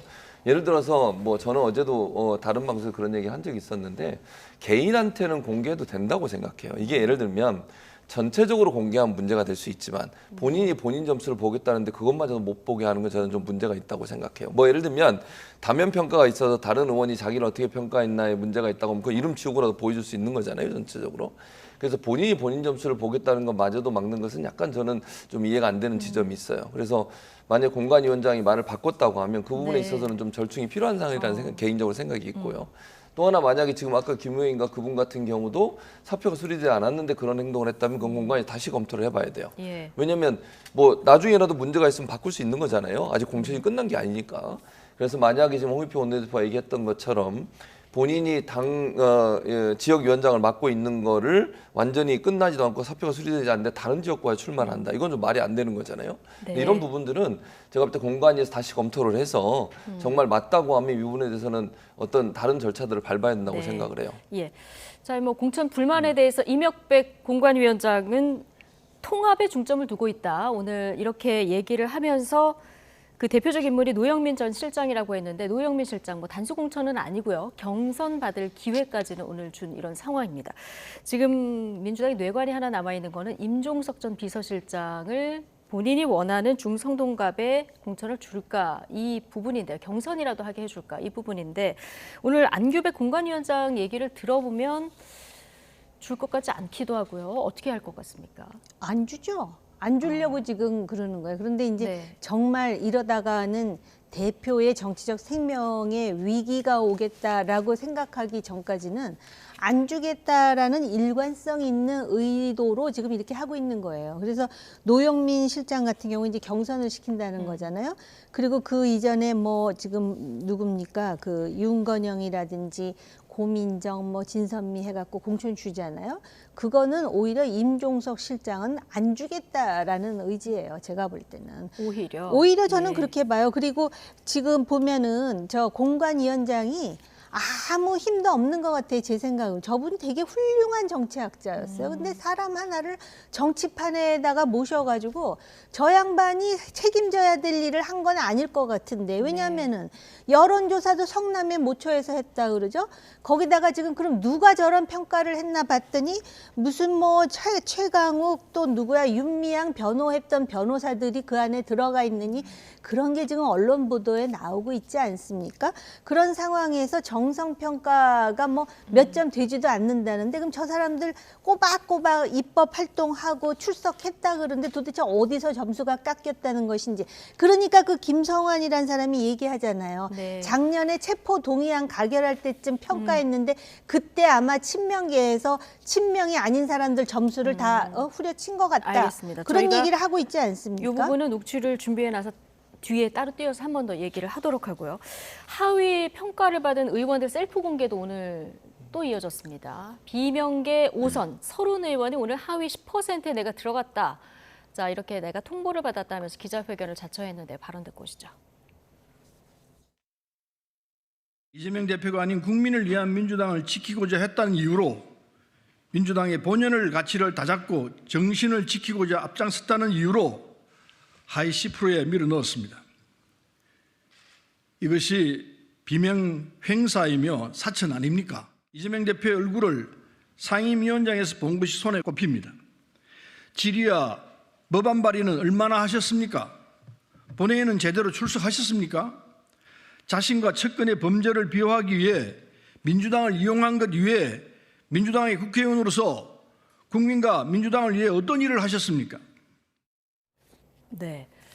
자신의 측근 범죄를 비호하기 위해서 민주당을 이용한 거 말고 어떤 일을 했냐 굉장히 강하게 비판을 했는데요. 자, 서른 의원 이렇게 비판을 했는데 앞으로 이후 행보가 주목이 됩니다. 탈당을 할지 당에 잔류를 해서 그래도 경선을 할지 만약에 나간다고 하면은 뭐 여러 사람과 의견을 주고받고 있다 이런 얘기도 해서 집단 탈당의 어떤 움직임이 있을지 어떻게 전망하십니까? 뭐 집단 탈당의 움직임은 저는 없을 거라고 보고요. 서른 의원은 뭐 본인이 나가실 수는 있죠. 원래 또 이낙연계 쪽에 분류가 됐던 분이고 당에 있으면서 계속 이재명 대표를 공격하면서 이낙연계에 지금 가 있는 분들 그분들하고도 일정 부분 함께 소통하는 그런 모습을 많이 보였기 때문에 저는 탈당할 가능성도 충분히 있다고 생각합니다. 본인의 말씀에 저는 동의가 하나도 안 되는데 본회의장에서 언제 봤냐고요. 카메라 여러 번 돌아갔고요. 화면에도 본회의장 이재명 대표 있는 거 여러 번 보여줬는데 그게 기억이 안 나신 것 같아요. 어쨌든 그런 공격을 하시는데 저는 이제 평가를 받다 보면 누구든 하위 평가를 받거나 자기가 평가를 좋게 못 받으면 다 불만이 생기는 거예요. 그건 뭐 저는 그래서 뭐 서른 의원이 저렇게 얘기하는 것도 이해가 되는 면이 없지 않아 있지만 그것이 모든 것이 본인을 죽이기 위한 거라고 생각하는 것보다는 그럼 왜 이런 평가가 나왔는지 본인도 한번 돌아볼 필요가 있다는 생각도 개인적으로 들고요. 그리고 이재명 대표가 공관위를 다 틀어쥐고서 자기 마음대로 한다? 무슨 근거로 그런 말을 하는지 제가 이해를 못 하겠어요. 또 하나 거기서 그러면 사전에 이분들에 대해서 평가했던 분들, 위원회 위원들 그분들의 명예는 훼손되는 거 아닙니까? 그분들이 그럼 이재명 대표 말 듣고 자기 의사도 전혀 없이 그렇게 했다는 거 아닙니까? 그럼 결국은. 그런 점도 저는 이해가 안 되기 때문에 뭐 탈당에 대해서는 서른 의원 탈당 가능성이 저는 높다고 보고요. 다만 서른 의원이 나간다고 해서 많은 사람들이 같이 나갈 거냐 그 부분은 저는 좀 의문이 있습니다. 뭐 예를 들면 이번에 뭐 박영진 의원도 그렇고 윤영찬 의원도 그렇고 하위 평가자로 분류가 됐지만 경선을 하겠다고 그랬고요. 본인은 계속 끝까지 있겠다고 얘기를 하고 있기 때문에 그런 분들이 더 많을 거라고 생각해요. 예, 알겠습니다. 자, 어쨌든 지금까지 공개된 결과로는 지금 하위 평가가 한 계파에 지금 몰리다 보니까 평가 결과에 근거를 대라 이런 요구가 좀 거센 상황인데요. 앞서 말씀하신 대로 김성환 의원, 이재명 대표 체포동의안에 찬성표를 던졌기 때문인 것 같다 이런 주장을 오늘 내놨습니다. 직접 듣고 오시죠. 9월 말에 이재명 체포동의안이 있었고 그 과정에서 소위 우리 당에 한 30분 정도는 가결표를 던졌고 10분 정도는 기권 무효표를 던졌지 않습니까? 그리고 그 이후에 누가 도대체 가결표를 던졌냐? 이 논쟁이 한참 있던 시기에 의원들이 다면 평가를 하고 당직자들도 다면 평가를 하고 그리고 그 해당 지역의 권리당원들도 여론조사에 응했고 저는 이 요소들이 당시에 이 공직자 평가에 반영됐을 가능성이 매우 높다. 네. 김성환 의원이 이런 얘기를 하는 건데, 그러니까 방탄에 가담했는지가 잣대가 됐다, 뭐 이렇게 해석을 해야 되는 건지 모르겠습니다. 어쨌든 지금 평가 기준 자체가 좀 기울어진 운동장 아니냐 이런 불만이 일각에서 나오다 보니까 평가 기준이라던가 아니면 평가위원을 누가 맡는다라든가 이런 부분을 좀 공개할 필요는 없을까요? 아니 글쎄 말입니다. 이게 무슨 대학 시험도 아니고요. 결국 굉장히 민감한 상황이 됐잖아요. 이런 일들이 심지어는 왜 고등학교나 대학 입시도 말입니다. 또는 대학에서 교수를 뽑거나 연구위원을 뽑을 때 이렇게 문제가 되잖아요. 법정으로 가잖아요. 그럼 이거 다 공개해야 돼요. 그런데 지금 이게 본인으로서는 도저히 이해가 안 된다는 건데 본인한테도 지금 제대로 공개가 안 되는 거잖아요. 그런데다가 제일 지금 그 황당한 얘기가 박용진 의원이 당신 하위 10%요 하고 공관위원장한테 직접 얘기를 들었답니다. 그래서 제가 무슨 근거로 10%에 속했습니까? 그랬더니 답변이 뭔지 아십니까? 저도 잘 몰라요였다라는 거예요. 본인이 책임은 진다 그랬어요. 공관위원장이. 그런데 그런 평가는 다른 사람이 했는데 평가위원이 누군지도 모르고 그런데 지금은 아까 제가 말씀드렸잖아요. 평가위원 중에 최강우 의원의 변론을 맡은 변호사도 있고 뭐 이게 지금 제가 혼자 하는 얘기가 아니고 언론에서 나온 얘기를 지금 말씀을 드리는 거잖아요. 그렇기 때문에 그리고 이게 뭐 몇 사람을 빼놓고는 전부 소위 비명이라고 하는 사람, 친문이라고 하는 사람이 일률적으로 이렇게 전부 10% 내지는 컷오프 내지는 이런 점수를 받는다 그러니까 이게 지금 뭐 이해관계자만 지금 이것에 대해서 비판하고 황당해하는 것이 아니라 이것 때문에 지금 민주당이 그 대중으로부터 받는 지지나 신뢰가 떨어지고 있는 경향을 보이고 있다라는 것이죠. 네. 이게 정당 발전에 무슨 도움이 되겠습니까? 그리고 제가 여태까지 한국 정당을 들여다봤지만 이런 경우는 처음이에요. 더군다나 지금 21세기잖아요. 민주당은 무엇으로 유명하냐면 주류가 있잖아요. 예를 든다면 DJ라든지 심지어는 문재인 대통령이 대표였을 때 그 누구예요? 아, 대통령일 때구나. 그때 박용진이 얼마나 쓴소리를 많이 했습니까? 그래도 공천을 받았어요. 왜냐하면 주류를 어느 정도 살려놓는 것이 민주당이 더 민주주의적으로 보이기 때문에 대중으로부터 소구력이 있다는 걸 너무나 잘 아는데 네. 지금은 그런 법칙조차 무시하고 그냥 당신들은 점수가 나빠서 이게 개혁의 일환이야. 그리고 가죽을 벗기는 혁신을 해야 돼. 가죽은 왜 한쪽만 벗기느냐고요. 네, 알겠습니다. 자, 오늘 오후에 3명의 전략 공천 발표도 있었는데 가장 눈에 띄는 곳이 이제 도봉갑입니다. 여기 30대 대결이 펼쳐지게 됐는데요. 이 대진표 어떻게 보십니까? 이 대진표 하기 전에 이제 말씀을 하셔서 답변을 해야 될 것 같아서 얘기를 해야 되겠어요. 네. 공관위원장이 현역 의원 평가에서 모른다, 그건 지극히 정상적인 말이에요. 현역 의원 평가는 공관위에서 하는 게 아니고 이미 현역 의원들 평가하는 단위 만들어 심사위원회가 구성이 됐고 지난해 12월에 이미 끝나서 그게 봉인돼 있다가 이번에 공관위로 넘어온 거예요. 공관위는 모르죠, 당연히. 왜 이 사람이 20%를 받았는지, 이분이 왜 10%를 받았는지 알 수가 없어요. 아는 게 이상한 거예요. 다시 얘기하면. 그 말씀 꼭 드리고요. 네. 그리고 뭐 양이원영 의원 같은 경우도 이번에 컷오프 당했어요. 그분도. 네. 그러니까 친명이면 컷오프 안 당하고 비명이면 컷오프 당한다, 이런 논리로 가는 건 저는 동의할 수 없고요. 네. 두 분 아까 말씀하신 두 분은 아마 이제 이런 분들과 젊은 세대 두 분이 지금 격돌을 하는 거잖아요. 도봉을 같은 경우에 이번에 안기령 전 이제 상금 부대변인이 공천을 받았더라고요. 단수 공천을 받아서 두 사람이 이제 대결을 하게 되는데 사실 두 분 다 언론으로 많이 알려진 분들이잖아요. 김대섭 위원장도 언론에 출연 많이 하고 이래서 잘 알려진 분이고 안기령 앵커는 여기 이제 YTN 출신이시기 때문에 두 분이 이제 인지도도 많고 이래서 젊은 피의 격돌이 될 것 같아요. 그래서 뭐 어떤 경우가 나올지는 모르겠고요. 두 분이 열심히 이제 경쟁할 텐데 원래 이제 인재근 의원 지역구거든요. 그래서 얼마나 저는 이제 관건은 인재근 의원이 얼마나 잘 이제 도움을 주느냐 하는 부분도 영향을 미칠 가능성이 있고 또 김재수 의원이 젊은 세대로서 뭐 정권에 쓴소리 좀 하고 이런 스타일로 정치를 했기 때문에 일정 부분 또 어드밴티지도 있을 수 있다고 봐요. 그래서 사실 두 분의 격돌은 예측하기 어려울 정도로 좀 지켜봐야 될 것 같습니다. 예측하기 어려운 지역이 됐다. 사실 도봉갑 민주당 입장에서는 굉장히 상징적인 지역입니다. 민주화의 대부로 불리는 김근태 고문의 지역구였고 그리고 아내인 인재근 의원이 여기서 3선을 한 지역인데 이번에 이제 불출마를 한 상황이고요. 자, 앞서 이제 인재근 의원이 얼마나 협조할까 이 부분이 관건이다 얘기를 하셨는데 김근택의 인사가 공천받기 희망한다 이런 얘기를 했었거든요. 아니요, 그래서 누구를 직접 호명까지 했는데 잘 안 됐던 거예요. 그래서 인재근 의원이 상당히 실망하고 있다는 얘기까지 들었고요. 저도 사족인데 공관위원장이 그 모르는 이유를 모르는 거에 대해서는 지극히 당연하다 그러셨잖아요.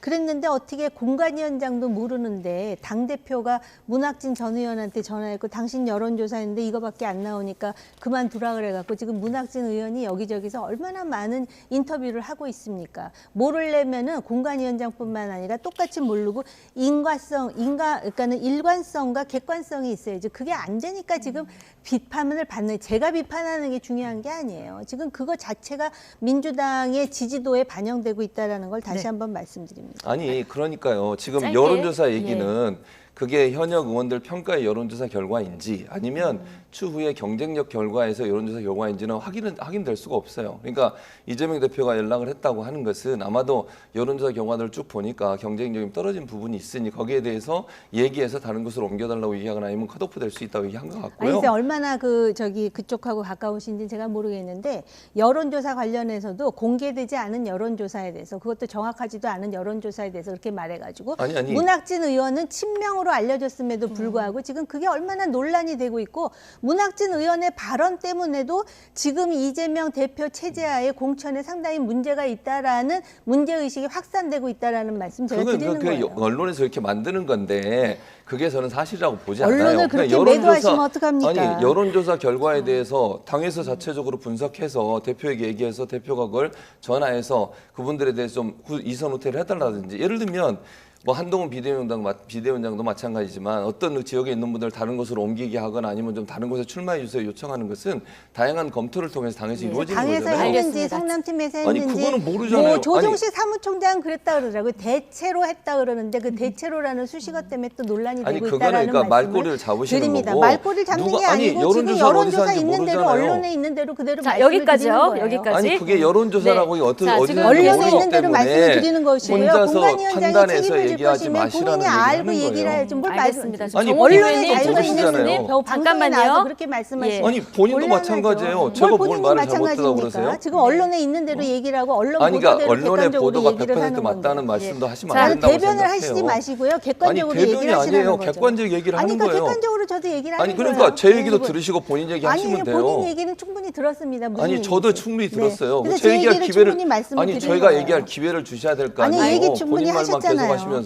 얘기를 하셨기 때문에 답변을 드린 시청자 거예요. 여러분들께서 마찬가지예요. 지금 두 분의 의견을 충분히 이해를 하셨을 것 같고요. 아마 판단도 시청자 여러분들께서 들으면서 하셨을 것 같고요. 계속 지금 동호 반복이 되는 상황이라서 민주당 공천 얘기는 좀 여기에서 접도록 네. 하고요. 오늘 제가 오프닝에서 예고를 했기 때문에 이 질문을 좀 드려야 될 것 같은데요. 김종인 전 비대위원장, 자 이번에도 또 등판을 하셨는데 개혁신당의 공관위원장 자리를 수락했습니다. 예. 저는 뭐 이제 김종인 비대위원장이 마지막 정치적 행보가 아닐까 하는 생각이 들고요. 네. 개혁신당에 가셔서 좋은 성과를 낼 수 있을지는 저는 의문이라는 생각이 들어요. 예전에 뭐 국민의힘이나 아니면 민주당에서 비대위원장 하시거나 이런 역할을 하시면서 여러 가지 성과들을 내긴 하셨는데 그때하고 지금 지금 현재 그 개혁신당하고 좀 상황이 다르다고 보거든요. 그런 상황에서 이 직책을 맡는 것이 과연 본인한테 도움이 될지는 제가 잘 모르겠어요. 저는 좀 부정적으로 보고요. 왜냐하면 사실은 정당이 어느 정도 규모를 갖추고 많은 어떤 그 인력이 있는 상태에서 일하는 것과 조그만 정당에 가서 일하시는 일은 상당히 다를 거라고 저는 생각을 합니다. 본인의 개인기가 아무리 뛰어난다 하더라도 당에서 그걸 뒷받침해주지 않으면 사실 성과내기가 어렵거든요. 그런 점에서 본다고 하면 저는 김종인 위원장께서 역할을 하신다 하더라도 그게 개혁신당이 큰 성과로 이어질 가능성이 낮지 않나 이렇게 전망을 합니다. 알겠습니다. 오늘 나온 갤럽 여론조사를 보면 개혁신당 지지율이 3% 정도 나왔거든요. 자, 김종인 위원장이 공관위원장으로 지금 합류를 했고 전권을 부여받은 이런 상황입니다. 자, 김종인 위원장이 이 지지율까지 끌어올릴 수 있을지 하고 또 하나만 좀 같이 여쭤보면 이준석 대표의 지역구가 어디가 될지가 굉장히 관심인데 얼마 전에 김종인 전 위원장이 TK에 가서 미래를 약속할 수 있는 지도자감이라는 인식을 받으면 당선될 수 있다 이런 얘기를 했거든요. 공관위원장이니까요. 네, 이준석 대표하고 김종인 위원장이 지금 어떻게 보면 배팅을 해야 되는 상황인 것 같아요. 지금 어떻게 보면 제3지대로서의 어떤 그 기회가 상당 부분 상실되는 데는 이준석 대표도 한 몫을 했고 또 이낙연 대표와 갈라지면서 김종인 위원장을 모시기 위한 하나의 기획이다라고 주장을 하고 갈라섰는데 지금 며칠 만에 김종인 위원장이 공관위원장으로 들어왔기 때문에 실제로 김종인 위원장이 이제 선거에 개입해가지고 승률이 굉장히 높았었습니다. 그러고 지금 한국 정치에 있어서 이렇게 진영으로 갈라져가지고 이해관계에 매몰된 양당제를 극복하기 위해서 어떤 캐스팅 보트 역할을 하는 제3당이 필요한 건 맞는데 지금 제대로 기능을 못하고 있는데 한국 정치에 있어서 이 노 정치인이 그 역할을 하고 떠날 것인지 아니면은 여기서 그냥 좌절될 것인지 사실은 관전자 입장에서는 지켜보는 수밖에 없습니다. 알겠습니다. 22대 총선에 이제 오렌지색 점퍼를 입고 뛰시는데 김종인 매직이 이번에도 통할지 좀 지켜볼 대목인 것 같습니다. 정호김 전 새누리당 의원, 최진봉 성공회대 교수 오늘 두 분이었습니다. 고생 많으셨습니다.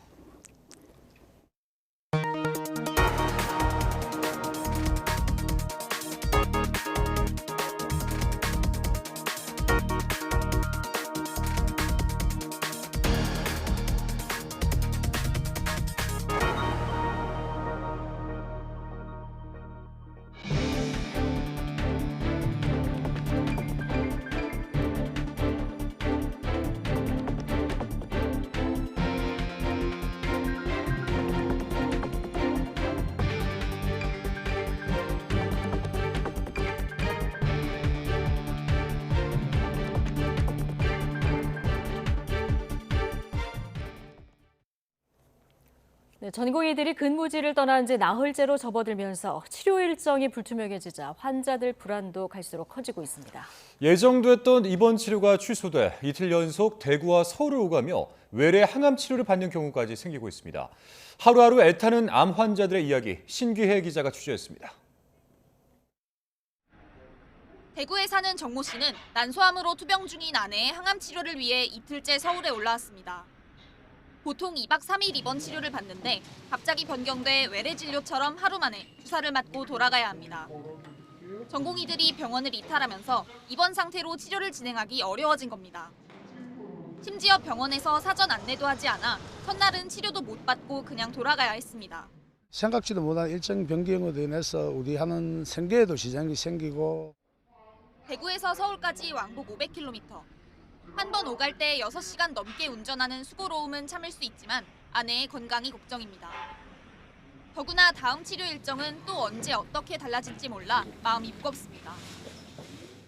나도 대구도 복귀를 해야 되는데 거기까지는 괜찮은데 항암 부작용으로 인해서 이제 고열이나 설사 이런 게 집에 가서 나타나면 어떨 방법이 없어요 지금. 경기도 안양에 사는 송모 씨도 답답하긴 마찬가지입니다. 급성 백혈병에 걸린 남편이 세포 이식 수술 전 반드시 받아야 하는 항암 치료 일정이 느닷없이 불투명해졌기 때문입니다. 교수님이 일정이나 이런 것들이 밀릴 수 있으니 조금 미리부터 대기를 걸어놓자, 병실을.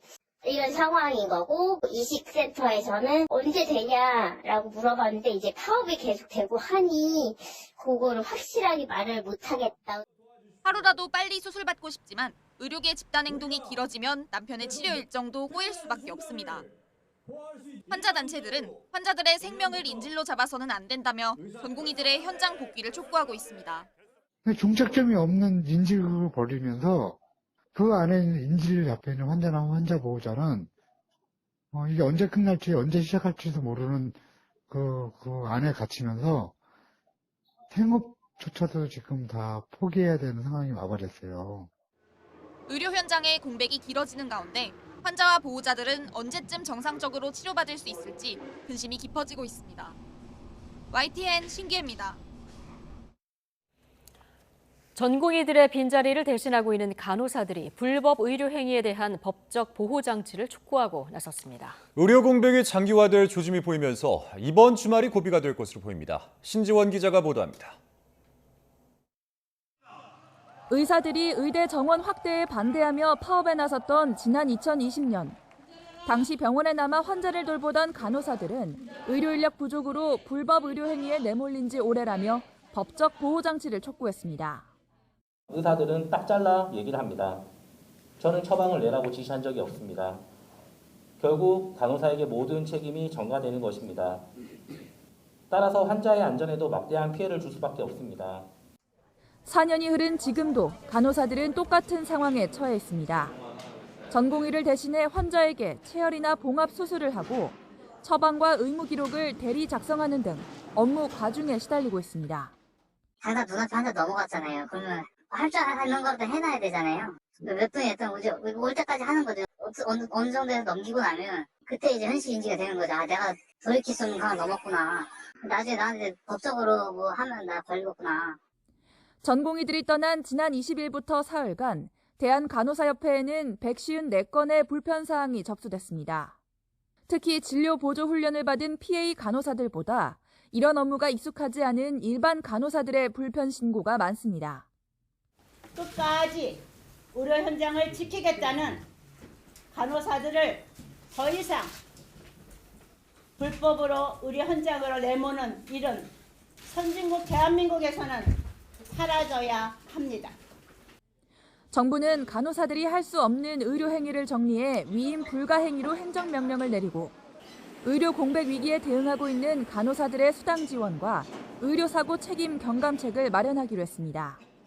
간호사들과 함께 병원에 남아 자리를 지키는 의사들의 피로도 높아지고 있습니다. 이런 가운데 서울대 의과대학 교수들은 주말 사이 정부가 납득할 만한 조치를 내놓지 않으면 전공의들과 함께 행동하겠다고 밝혔습니다. 교수들마저 단체 행동 가능성을 내비치면서 의료 현장의 어려움은 더욱 커질 것으로 보입니다. YTN 신지원입니다. 정부가 보건의료 위기 단계를 심각으로 격상하면서 비대면 진료를 대폭 확대하기로 했습니다. 중앙재난안전대책본부는 오늘부터 의사들의 집단 행동이 끝나는 시점까지 비대면 진료에 대한 모든 규제를 풀고 전면 허용한다고 밝혔습니다. 또 6개월 이내 동일 기관에서 진료한 기록이 있어야 한다는 규정도 없애 초진이나 재진 환자 모두 아무 의료기관에서 비대면 진료를 받을 수 있게 됩니다. 다만 비대면 진료로 처방할 수 없는 의약품 목록은 그대로 유지되고 약 배송도 이전처럼 제한된 범위 내에서만 가능합니다. 전공의들에게 사직서 제출 전 병원 전산 자료를 삭제하자고 게시글이 올라온 온라인 커뮤니티에 대해서 경찰이 강제 수사에 나섰습니다. 서울 강남경찰서는 어제 의사와 의대생들이 이용하는 온라인 커뮤니티 메디스태프에 대해서 업무방해 혐의로 압수수색을 진행했습니다. 전공의 집단 사직 사태 이후 경찰이 강제 수사에 나선 것은 이번이 처음입니다. 메디스태프는 오늘 입장을 내고 지난 19일 게시자 정보를 알려달라고 경찰에 협조 요청이 있었지만 거부했고 또 이후 경찰이 영장을 가지고 찾아왔지만 게시자 정보를 확인하지 못하자 모든 노트북과 임원 휴대전화 등을 압수해갔다고 설명했습니다. 총선을 앞두고 SNS에서 윤석열 대통령이 스스로를 비판하는 허위 조작 영상이 확산해 대통령실이 강력 대응을 예고했습니다. 방송통신위원회는 긴급회의를 열고 영상 차단 조치를 만장일치로 의결했습니다. 강희경 기자입니다. 최근 SNS를 통해 윤석열 대통령이 등장하는 가짜 영상이 빠르게 확산했습니다. 국민을 고통에 빠뜨렸다며 윤 대통령이 스스로를 비판하는 장면이 담겼습니다. 애초에 딥페이크, 즉 AI로 만든 합성 조작물로 알려졌던 것과 달리 오디오 편집에 의한 짜깁기 영상인 것으로 파악됐습니다. 대통령실은 명백한 허위 조작 영상이라며 즉각 대응에 나섰습니다. 조작이 아닌 풍자 영상으로 규정하거나 가상으로 표시해 괜찮다는 식으로 보도되고 있어 심각한 우려를 표한다며 허위 정보 확산을 막아야 한다고 강조했습니다. 설령 가상 표시를 했다고 하더라도 가상 표시를 삭제한 편집 영상이 온라인에서 확대, 재생산되고 있으므로 경찰은 수사에 착수했습니다. 방송통신심의위원회도 경찰의 삭제 차단 요청에 따라 긴급회의를 열고 허위 조작 영상에 대한 차단 조치를 만장일치로 의결했습니다. 해당 영상이 현저한 사회 혼란을 야기할 우려가 있다고 판단한 겁니다. 이에 따라 방심위는 영상에 올라간 틱톡과 메타 등 해당 플랫폼에 접속 차단 조치를 요구하는 공문을 보냈습니다. 경찰 수사 착수부터 방심위 의결 그리고 대통령실의 경고까지 모든 절차는 일사천리로 이뤄졌습니다.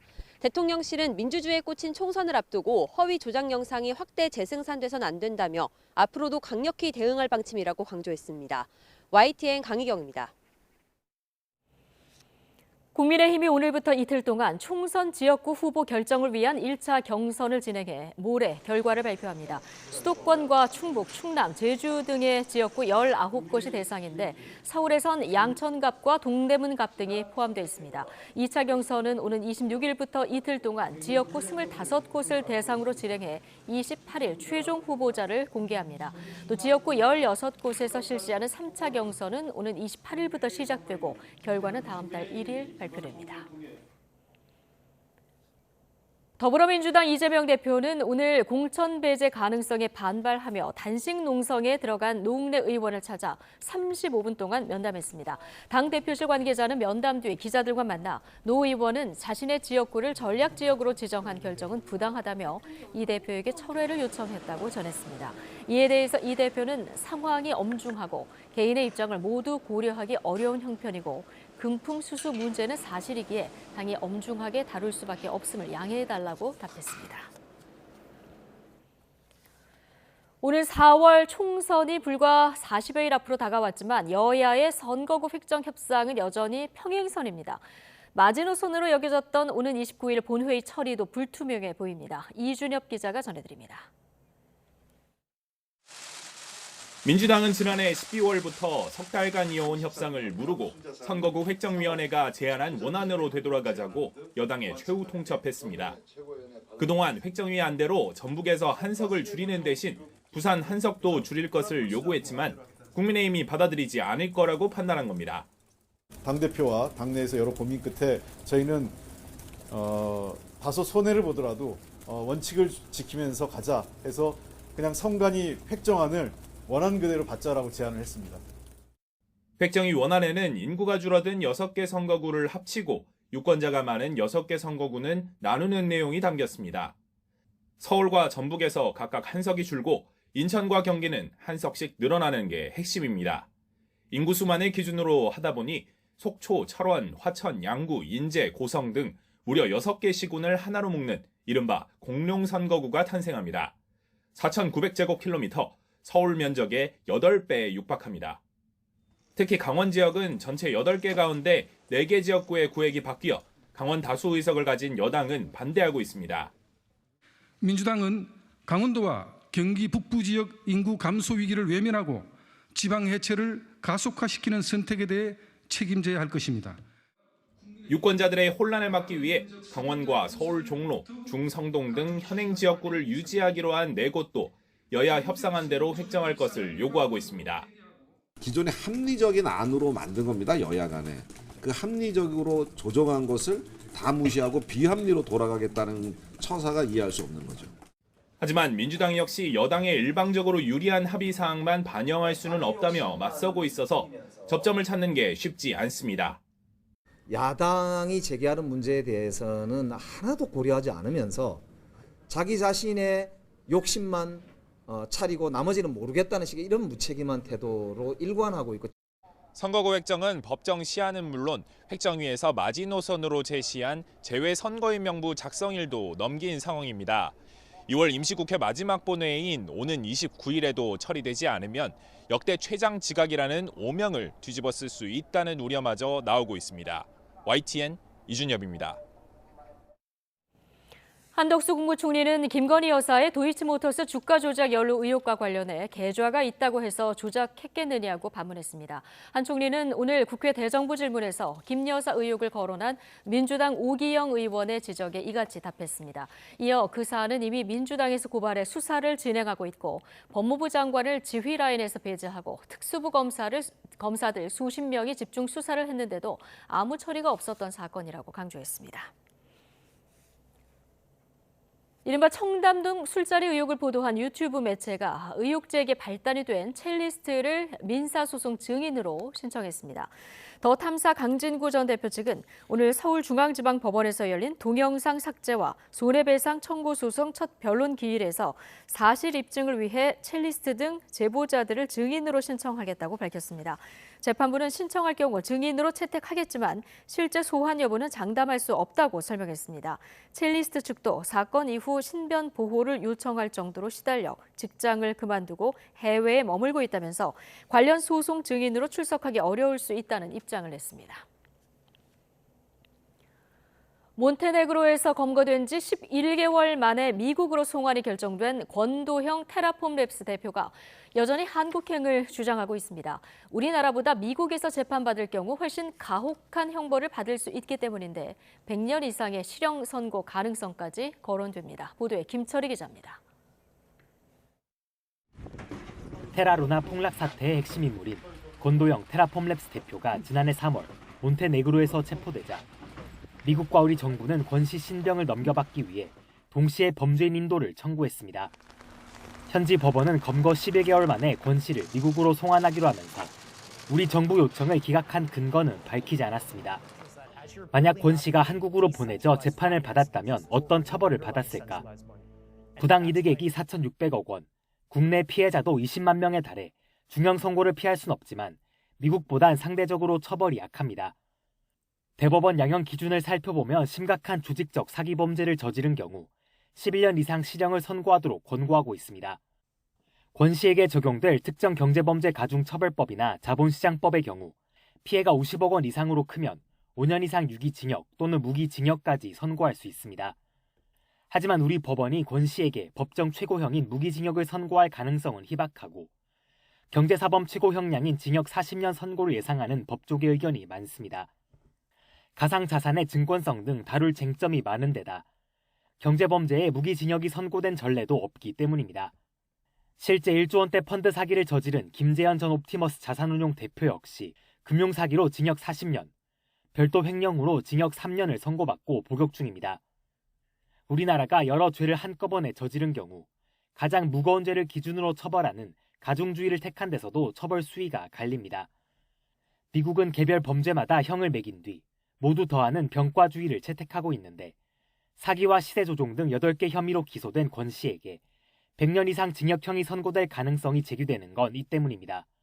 100년, 120년 이렇게도 상관없이 가능한 상황이기 때문에 처벌을 조금이라도 낮추려는 그런 측면에서 국내 송환을 요구했던 것이 아닌가 이런. 과거 650억 달러 규모의 다단계 금융사기를 벌인 버니 데이도프에게 미국 법원은 징역 150년을 선고하기도 했습니다. 이 때문에 권 씨 측은 미국 송환 결정을 불법으로 규정하고 한국으로 가기 위한 투쟁을 끝까지 이어가겠다는 입장을 고수하고 있습니다. YTN 김철입니다. 금은방에서 귀금속을 훔쳐 달아났던 10대가 범행 30여 분 만에 붙잡혔습니다. 범인을 잡은 건 범죄 예방을 위해 출범한 지 이틀 된 기동순찰대였습니다. 임예진 기자가 보도합니다. 흰색 상의에 청바지를 입은 여성을 경찰이 뒤쫓아갑니다. 잠시 뒤 순찰차가 잇따라 도착합니다. 절도 혐의를 받는 10대 여성 A양이 경찰에 붙잡힌 건 낮 1시쯤.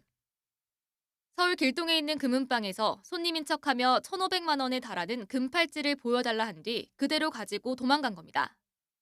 당시 인근 주택가에서 순찰 중이던 기동순찰대원들은 사건이 발생했다는 무전을 듣고 검문 검색을 벌여 신고 30여 분 만에 A양을 검거했습니다. A양이 옷을 바꿔 입은 데다 범행을 강하게 부인해 한 차례 검문을 빠져나간 듯 했지만 주변을 수색한 결과 갈아입은 옷과 화장품이 발견돼 덜미가 잡혔습니다.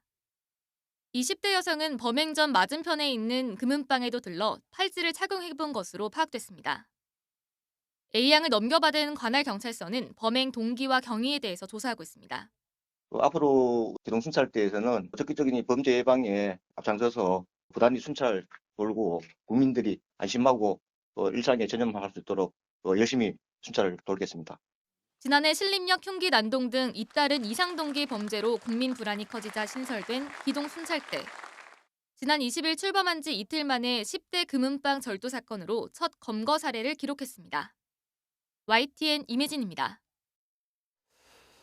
카이스트 학위 수여식에서 연구개발 예산 삭감에 항의하다 강제로 끌려나간 카이스트 졸업생이 국가인권위원회에 윤석열 대통령과 경호처에 대한 진정을 제기했습니다. 카이스트 졸업생이자 녹색정의단 대전시당 대변인인 신민석 씨는 오늘 표현과 신체의 자유를 침해당했다며 인권위에 진정을 제출했습니다. 진정에는 동문과 학생, 교직원 등 카이스트 구성원 1,146명이 공동 진정인으로 참여한 것으로 파악됐습니다. 오늘 오후 5시 반쯤 경북 김천시 경부고속도로 김천나들목 인근에서 서울 방향으로 달리던 4.5톤 트럭에 실린 철제 H빔이 반대 차로에 떨어졌습니다. 이 사고로 맞은편 차로로 달리던 승용차 세대가 H빔을 피하려다 가드레일 등에 잇따라 부딪혔고 차에 탄 운전자 등 5명이 다쳐 병원으로 옮겨졌습니다. 또 차 한 대에는 불이 붙어 모두 탔고 사고 수습을 위해 경부고속도로 부산 방향이 1시간 넘게 통제돼 극심한 정체를 빚었습니다. 여교사 화장실에 카메라를 설치하고 40여 차례에 걸쳐 불법 촬영한 혐의를 받는 10대 2명에게 검찰이 징역형을 구형했습니다. 검찰은 오늘 대전지방법원에서 열린 공판에서 주범 A군에게 징역 장기 5년에 단기 3년을, 공범 B군에게는 장기 3년에 단기 2년을 선고해달라고 재판부에 요청했습니다. 학교 측은 이들 2명과 촬영된 영상을 받아본 동급생까지 3명을 모두 퇴학 처리했습니다. 알리익스프레스와 테무 등 중국 이커머스 이용자가 급증하며 피해 사례도 크게 늘고 있습니다. 하지만 실제 법 규제가 쉽지 않아 소비자들의 적극적인 대응이 필요하다는 지적이 나오고 있습니다. 김선희 기자입니다. 소비자단체와 1372 상담센터가 접수한 중국 이커머스 소비자 불만 사례입니다. 조사 대상은 최근 이용자가 급증한 알리익스프레스. 2022년 93건에서 1년 만에 465건으로 5배 이상 크게 늘었습니다. 서울에 사는 A씨도 가죽 가방을 샀다 품질 불만족으로 환불 신청을 했지만 계속 거부당하다 한 달 만에 돌려받았습니다. 인터넷에 찾아보니까 저 같은 피해를 가진 사람도 굉장히 많더라고요. 인생 홍보했다 생각하고 넘길까 생각도 하다가도 이게 이런 식으로 저 같은 피해자가 굉장히 많아버리면 그쪽 입장에서도 그냥 아니라고 생각할 것 같더라고요. 구제신청을 많이 해봐도 이렇게도 해보고 저렇게도 해보고. 알리익스프레스는 지난 1년 사이 이용자가 2배 넘게 늘어 현재 717만 명으로 쿠팡 11번가에 이어 3위를 차지하고 있습니다. 덩달아 피해 신고도 급증하고 있는데 관련 업계는 초저가 제품이 많은 만큼 실제 건수는 더 많을 것으로 보고 있습니다. 가장 많은 것은 배송 지연, 오배송, 상품 누락 등 계약 불이행이 49%로 절반을 차지했습니다. 이어서 계약 해지 관련이 31%, 품질 불만도 18%로 나타났습니다. 반품 처리의 절차나 이런 부분들을 소비자들에게 굉장히 지나치게 까다롭게 한다든지 번거롭게 하면서 소비자들이 스스로 포기를 하게 만드는 부분들이 그 소비자 불만 처리의 과정에서 좀 가장 심각하다고 보여집니다. 문제는 중국 이커머스들이 국내법을 어겨도 제재가 쉽지 않다는 점입니다. 전자상거래법상 물건을 파손하지 않으면 일주일 이내 환불이 가능하지만 지켜지지 않는 경우가 많았습니다. 시정명령도 있고 과징금도 있고 하는데 이제 그런 것들을 실제로 집행을 어떻게 하시느냐가 문제인 거거든요. 문제는 그걸 안 따를 경우에 실제로 외국 사업자한테 직접 집행하시느냐라는 게 이제 관건이거든요. 근데 그거는 모든 다른 영역도 마찬가지 이슈라서 알리익스프레스 측은 이번 조사 결과에 대해 고객센터 규모를 늘리고 있고 서비스 개선을 위해 한국 인력 채용도 진행 중이라고 밝혔습니다. 전문가들은 현재로서는 피해자들이 소비자원이나 공정거래위원회에 적극적으로 신고해 공동 대응하는 것이 최선이라고 조언하고 있습니다. YTN 김선입니다. 사용 후 해결료 등 고준위 방사성 폐기물을 저장하는 임시시설이 오는 2030년부터 차례로 포화 상태에 이를 전망입니다. 고준위 방패장 건립에는 수십 년이 걸리는데 아직 법안조차 통과되지 않은 상황이라 대책이 시급하다는 지적이 나오고 있습니다. 김태민 기자입니다. 고준위 방패물 관리 특별법 즉시! 학계와 산업계 전문가, 원전 지역 주민 등 수백 명이 국회에 모였습니다. 미래 세대를 위해서라도 사용 후 핵연료 저장 시설 건립을 더 늦출 수 없다고 강조합니다. 원자력발전소를 통해서 값싸고 안정적인 전기를 생산해서 공급을 받아서 그런 혜택을 받은 만큼 그로 인한 어떤 환경의 보호라든지 미래 세대의 안전, 이거를 고준위 방패물 특별법을 통해서 보장하자는 얘기입니다. 원자력 발전소에서는 해마다 사용 후 핵연료 700톤이 발생합니다. 방사선 세기가 강해 고준위 방사성 물질로 불리는 이 폐기물은 지금까진 각 원전에 마련된 저장시설에 임시 보관해왔습니다. 그런데 조만간 이들 임시 저장시설이 가득 차 더는 보관이 어려울 거란 전망이 나옵니다. 원자력 발전소 내의 사용 후 해결료를 저장하는 습식 저장조는 2030년부터 한빛, 한울, 고리본부 순으로 포화가 됩니다. 특별법이 제정되지 않으면 고준위 방사성 폐기물 처분장을 건설할 수 없고 방패장 건립을 위한 법안은 아직 국회 문턱을 넘지 못했습니다. 부진의 시설 용량과 시기별 목표 일정 두 가지 쟁점을 두고 이견이 좁혀지지 않았는데 21대 국회를 넘기면 논의는 다시 원점으로 돌아갈 수밖에 없습니다. 원전을 운용하는 다른 나라들은 일찌감치 처분시설 확보를 추진하고 있는데 상위 10개국 가운데 부지 선정조차 착수하지 못한 건 우리나라와 인도뿐입니다. 고준위 방패장은 당장 오늘부터 논의를 시작해도 최종 건립까지 37년이 걸리는 만큼 미래 세대를 위해서라도 대책 마련이 시급한 것으로 보입니다. YTN 김태민입니다. 김주현 금융위원장은 홍콩 H지수 ELS 손실과 관련해서 올해 상반기에 만기가 도래하는 10조 원 가운데 5조 원가량은 손해가 날 것으로 본다고 밝혔습니다. 김 위원장은 오늘 국회 대정부 질문에서 더불어민주당 오기영 의원의 관련 질문에 추세에 따라 다르지만 절반 정도 손해가 날 것으로 알고 있다며 이같이 답했습니다. 정부가 고금리의 부담을 겪는 소상공인을 위한 대환대출 사업을 시행합니다. 중소벤처기업부는 소상공인 대환대출 사업을 올해 5천억 원 규모로 신설하고 다음 주 월요일 오후 4시부터 신청을 받는다고 밝혔습니다. 지원 조건은 7% 이상 고금리 대출이나 만기 연장 애로 확인서를 받은 대출로 연 4.5% 고정금리에 10년 분할 상환 조건으로 전환해 주는 것입니다.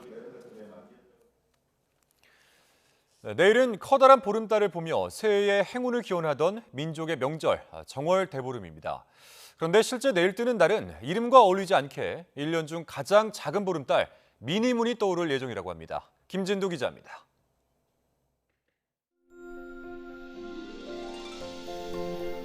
조상들은 설보다 정월 대보름을 더 큰 명절로 여겼습니다. 대보름날 자정을 전후로 마을의 평안을 비는 제사를 지냈고 색이 있는 오곡밥을 먹고 단단한 부롬을 깨며 안녕을 빌었습니다. 지신밟기와 지불놀이, 줄다리기, 차전놀이 등 전통놀이도 대보름에 행해졌습니다. 이날 뜨는 보름달도 크다는 의미를 넣어 대보름달로 부릅니다. 그런데 올해 정월 대보름에는 큰 보름달이 아닌 유난히 작은 보름달, 미니문이 뜹니다. 달과 지구의 거리가 멀어져 그만큼 달이 작게 보이는 겁니다. 달이 지구에서 가장 먼 위치인 원시점 부근에서 해와 달과 지구가 일직선이 됩니다. 올해 정월 대보름 미니문은 오는 10월 17일 밤에 떠오를 슈퍼문보다 지름은 약 12%, 면적은 약 23% 작습니다. 지역별 미니문 보름달이 뜨는 시각은 독도 17시 43분, 강릉 17시 55분, 부산 17시 58분, 서울 18시 3분 등입니다. 보름달이 가장 둥글게 보이는 시각은 밤 9시 30분쯤. 이때 하늘을 올려다보면 평소보다 작지만 밝고 둥근 예쁜 보름달을 만날 수 있습니다. YTN 김유두입니다. 30cm 가까운 눈이 쌓인 경북 울진군에서 폭설로 고립된 70대 남성이 소방에 구조됐습니다. 경북 소방본부는 오늘 오후 2시 40분쯤 경북 울진군 금강송면 완피리에서 폭설로 고립된 70대 남성을 헬기로 구조했습니다. 소방당국은 치매 증상이 있는 가족이 연락이 닿지 않는다는 신고를 받고 출동해 구조했다고 설명했습니다. 이번 폭설로 경북 지역에서 24가구 37명이 일시 대피했고 울진과 영양 등 336가구에 전기 공급이 끊겼습니다. 국방부가 해마다 떨어지는 학군 장교 ROTC의 지원율을 높이기 위해 해외 연수자를 4배로 늘리고 생활지원금도 3배 인상하는 대책을 내놨습니다. 하지만 육군의 경우 병사보다 10개월이나 긴 28개월의 의무 복무 기간에 손대지 않는다는 방침이어서 지원자가 증가할지는 지켜봐야 한다는 지적이 나오고 있습니다. 최민길 기자입니다. 오는 28일이면 새로운 학군 장교 2,700여 명이 임관합니다. 육군 기준으로 임관하는 초급 장교의 70%가량을 차지하는 ROTC지만 지원율은 해마다 눈에 띄게 하락하고 있습니다. 2015년 4.8대 1이었던 지원율은 지난해 1.8대 1까지 떨어진 것으로 나타났습니다. 봉급 인상과 복무기간 단축 등 처우가 개선되는 병사와 달리 상대적으로 장교 복무에 이점이 없다는 점이 지원율 감소의 원인으로 꼽힙니다. 여기에 사회적 위신과 자부심이 크지 않다는 점도 이유로 지적됩니다. 당장 병역 자원 감소로 비상이 걸린 국방부는 ROTC 지원율을 높이기 위해 해외 연수 확대 카드를 꺼내들었습니다. 현재 ROTC 중앙회는 해마다 후보생 가운데 40여 명을 선발해 3주 동안 해외 연수를 보내고 있습니다. 이 인원을 2배인 80명으로 늘리고 국방부도 80명을 추가 선발해 연간 160여 명에게 연수 기회를 주겠다는 방침입니다. 또 ROTC의 공수훈련 참가 인원도 기존 100명에서 올해 120명, 내년 150명까지 확대할 계획입니다. 국방부는 학군장교 후보생의 자긍심과 사명감을 고취하고 합당한 처우를 보장하기 위해 다양한 대책을 마련하고 있습니다. 이처럼 국방부는 초급 간부 처우 개선과 함께 여러 대책을 내놓고 있지만 가장 큰 기피 원인인 장교의 의무 복무 기간 단축은 고려하지 않는다는 입장입니다. 복무 기간이 줄면 그만큼 인력 운용이 어려워진다는 판단 때문으로 전해졌습니다. 국방부가 ROTC 지원율 감소를 안보 위기로 규정하고 변론 끝에 선 심정으로 대책을 내놨지만 실효성 있는 결과로 이어질지는 지켜봐야 할 것으로 보입니다. YTN 최민기입니다. 한미 공군이 오늘 5세대 전투기 F-35A가 참가하는 연합공중훈련을 벌였습니다. 훈련에는 한국 공군의 F-35A와 KF-16, F-15K 등이 참가했고 미 공군은 F-35A가 참여했습니다. 미군의 F-35A는 일본 오키나와의 가데나 기지에 주둔 중인 전력으로 이번 훈련을 위해 그제 오산 기지에 전개됐습니다. 이번 훈련에서 한미 양국의 F-35A는 한 팀을 이루어 우리 영공을 침범한 가상의 적기와 순항 미사일을 격추 요격하는 작전 수행 능력을 숙달했습니다. 국내 배터리 업계의 탈중국 움직임이 빨라지고 있습니다. 중국을 겨냥한 미국 인플레이션 감축법에 대응하고 또 미래 경쟁력을 갖추려는 시도인데 불황소 내실 다지기에 주력하는 모습입니다. 홍상희 기자입니다. 포스코 퓨처엠이 경북 포항에 이어 전남 광양에 하이니켈 NCA 양극재 전용 공장을 짓습니다. 연간 5만 2,500톤, 전기차 58만여 대에 쓸 수 있는 배터리를 만들 수 있는 양으로 에너지 밀도와 출력이 높아 최근 수요가 급증하고 있습니다. 하이니켈 NCA 양극재 생산 확대와 함께 포스코 퓨처엠은 음극재의 원료인 천연 흑연의 탈중국화 계획도 분명히 밝혔습니다. 아프리카 쪽에서 나오는 그런 천연 인상 흑연을 국내에 가져와서 가공을 하고 그 가공된 제품을 저희 세종 공장에서 만들면은 그거는 IRA 적격품이 됩니다. 그 투자를 지금 검토 중에 있으며 핵심 광물 탈중국화에 속도를 내고 있는 건 다른 국내 배터리 업체들도 마찬가지입니다. LG 에너지 솔루션은 지난 14일 호주 리튬 생산업체와 공급 계약을 맺고 올해 리튬 전광 8만 5천 톤을 받기로 했습니다.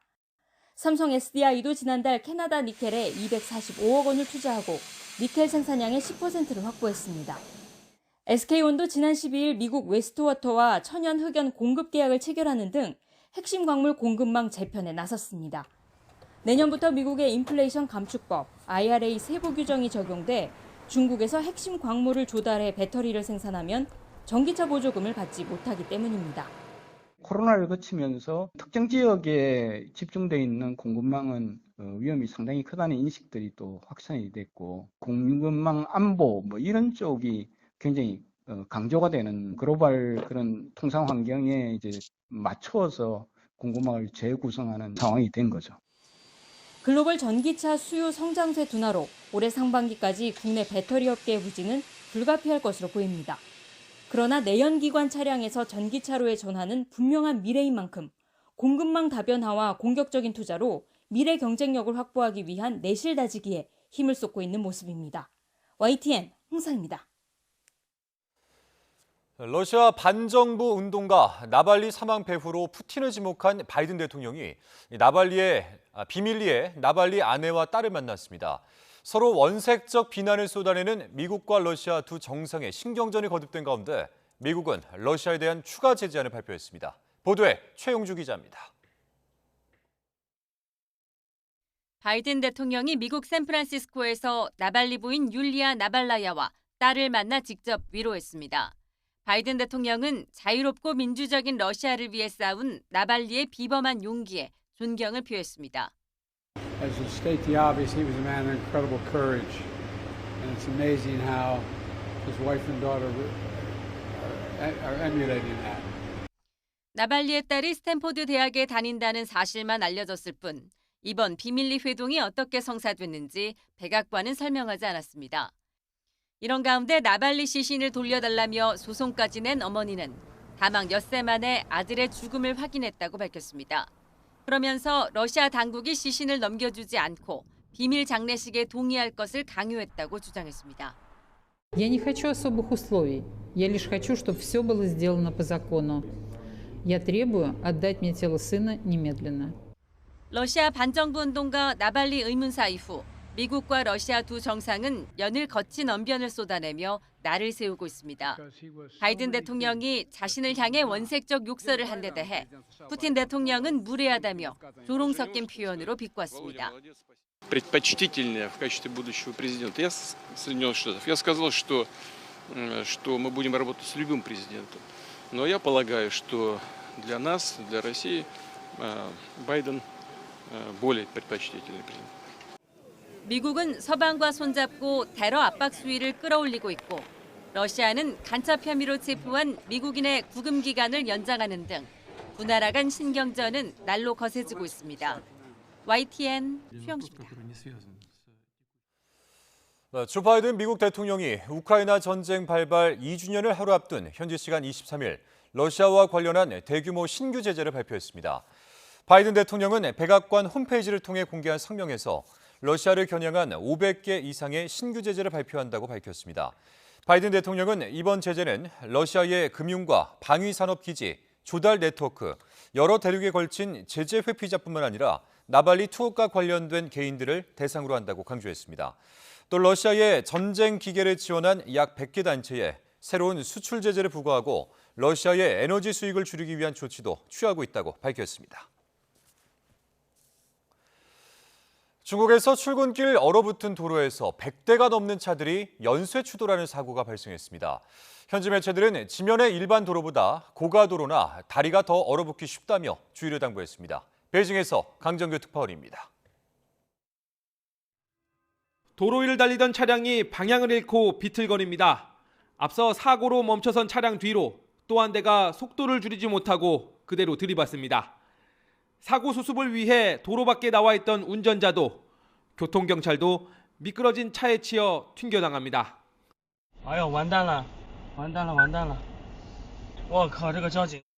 아침 7시 출근길, 중국 수저우에 있는 고가도로 표면이 얼어붙으면서 연쇄 충돌로 이어졌습니다.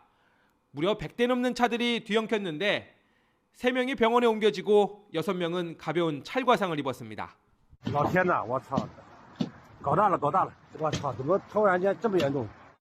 비슷한 시각 상하이의 장강대교에서도 연쇄 추돌 사고가 났습니다. 밤사이 두 곳의 최저 기온은 0도씨. 빙판길이 될 만큼 추운 날씨는 아니었습니다. 현지 매체들은 일반 도로보다 고가도로가 얼어붙기 쉽다며 주의를 당부했습니다. 다리가 공중에 떠 있어서 지면 도로보다 열 손실이 더 크다는 겁니다. 路面能够从土壤中获得热量，所以温度比桥面要高。所以有时候路面还没结冰，桥面却结冰了。 인근 우시에선 결빙 탓에 고가도로에 올라서지 못한 차들이 후진으로 밀려 내려오기도 했습니다. 베이징에서 YTN 강정규입니다.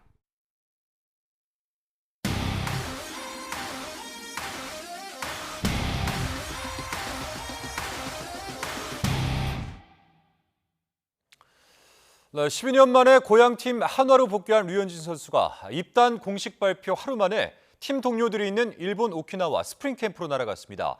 류현진은 첫날부터 불펜 피칭을 소화하면서 컨디션 조절에 들어갔습니다. 오키나와에서 김상희 기자입니다. 류현진이 팀에 합류하기로 한 날 아침, 오키나와 한화 캠프는 어느 날보다 활기가 넘쳐납니다.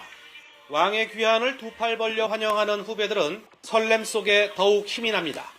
선배님이 마운드에 올라가시고 제가 수비를 하는 걸 이제 올해 처음이잖아요. 그래서 아직 실감이 잘 안 나요. 그래서 류현진의 한화 시절 7살로 그의 투구를 기억 못하는 2005년생 막내에게는 더더욱 신기한 경험입니다.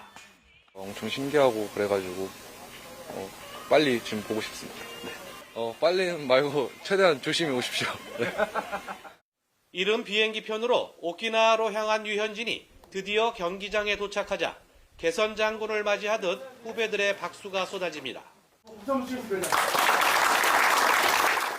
강산도 변하는 시간이 지나 고향팀에 돌아온 류현진도 감격스럽기는 마찬가지입니다. 12년 만에 다시 왔습니다. 곧바로 한화 유니폼을 갈아입은 류현진은 후배들과 웃음꽃을 피우며 훈련을 시작했습니다. 최원호 감독과 손혁 단장이 지켜보는 가운데 45개의 불펜 투구도 소화해 출격 준비가 완성 단계임을 보여줬습니다. 지금은 그거를 목표를 정하지 않았고요. 5일에 한 번씩, 6일에 한 번씩 계속해서 마운드에서 던지는 것만 생각하면서 준비할 생각입니다. 최원호 감독은 류현진의 컨디션을 점검하면서 차츰 투구수를 늘린 뒤 실전 투구에 투입할 예정입니다. 류현진의 컴백 소식으로 시즌 개막을 한 달 앞둔 국내 프로야구 열기가 후끈 달아오르고 있습니다. 일본 오키나와에서 YTN 김사혁입니다.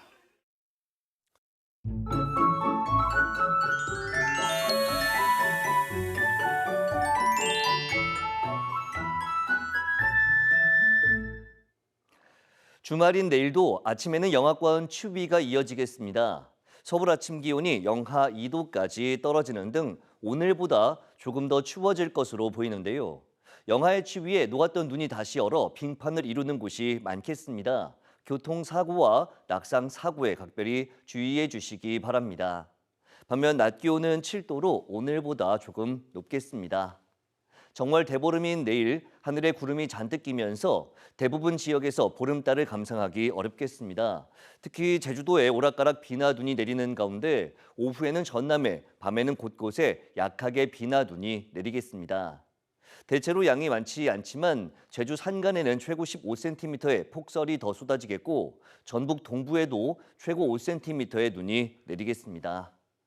내일 아침 기온은 서울 영하 2도, 대전 영하 1도, 광주 2도, 부산 2도로 오늘과 비슷하거나 조금 낮겠습니다. 낮 기온은 서울 7도, 대전 7도, 광주 9도, 부산 9도로 오늘보다 1도에서 4도가량 높겠습니다. 비와 눈은 모레 새벽에 대부분 그치겠지만 제주도는 계속해서 비나 눈이 이어질 전망입니다. 날씨 정보였습니다. 금요일 뉴스라이트 마치겠습니다. 함께해 주신 여러분 고맙습니다.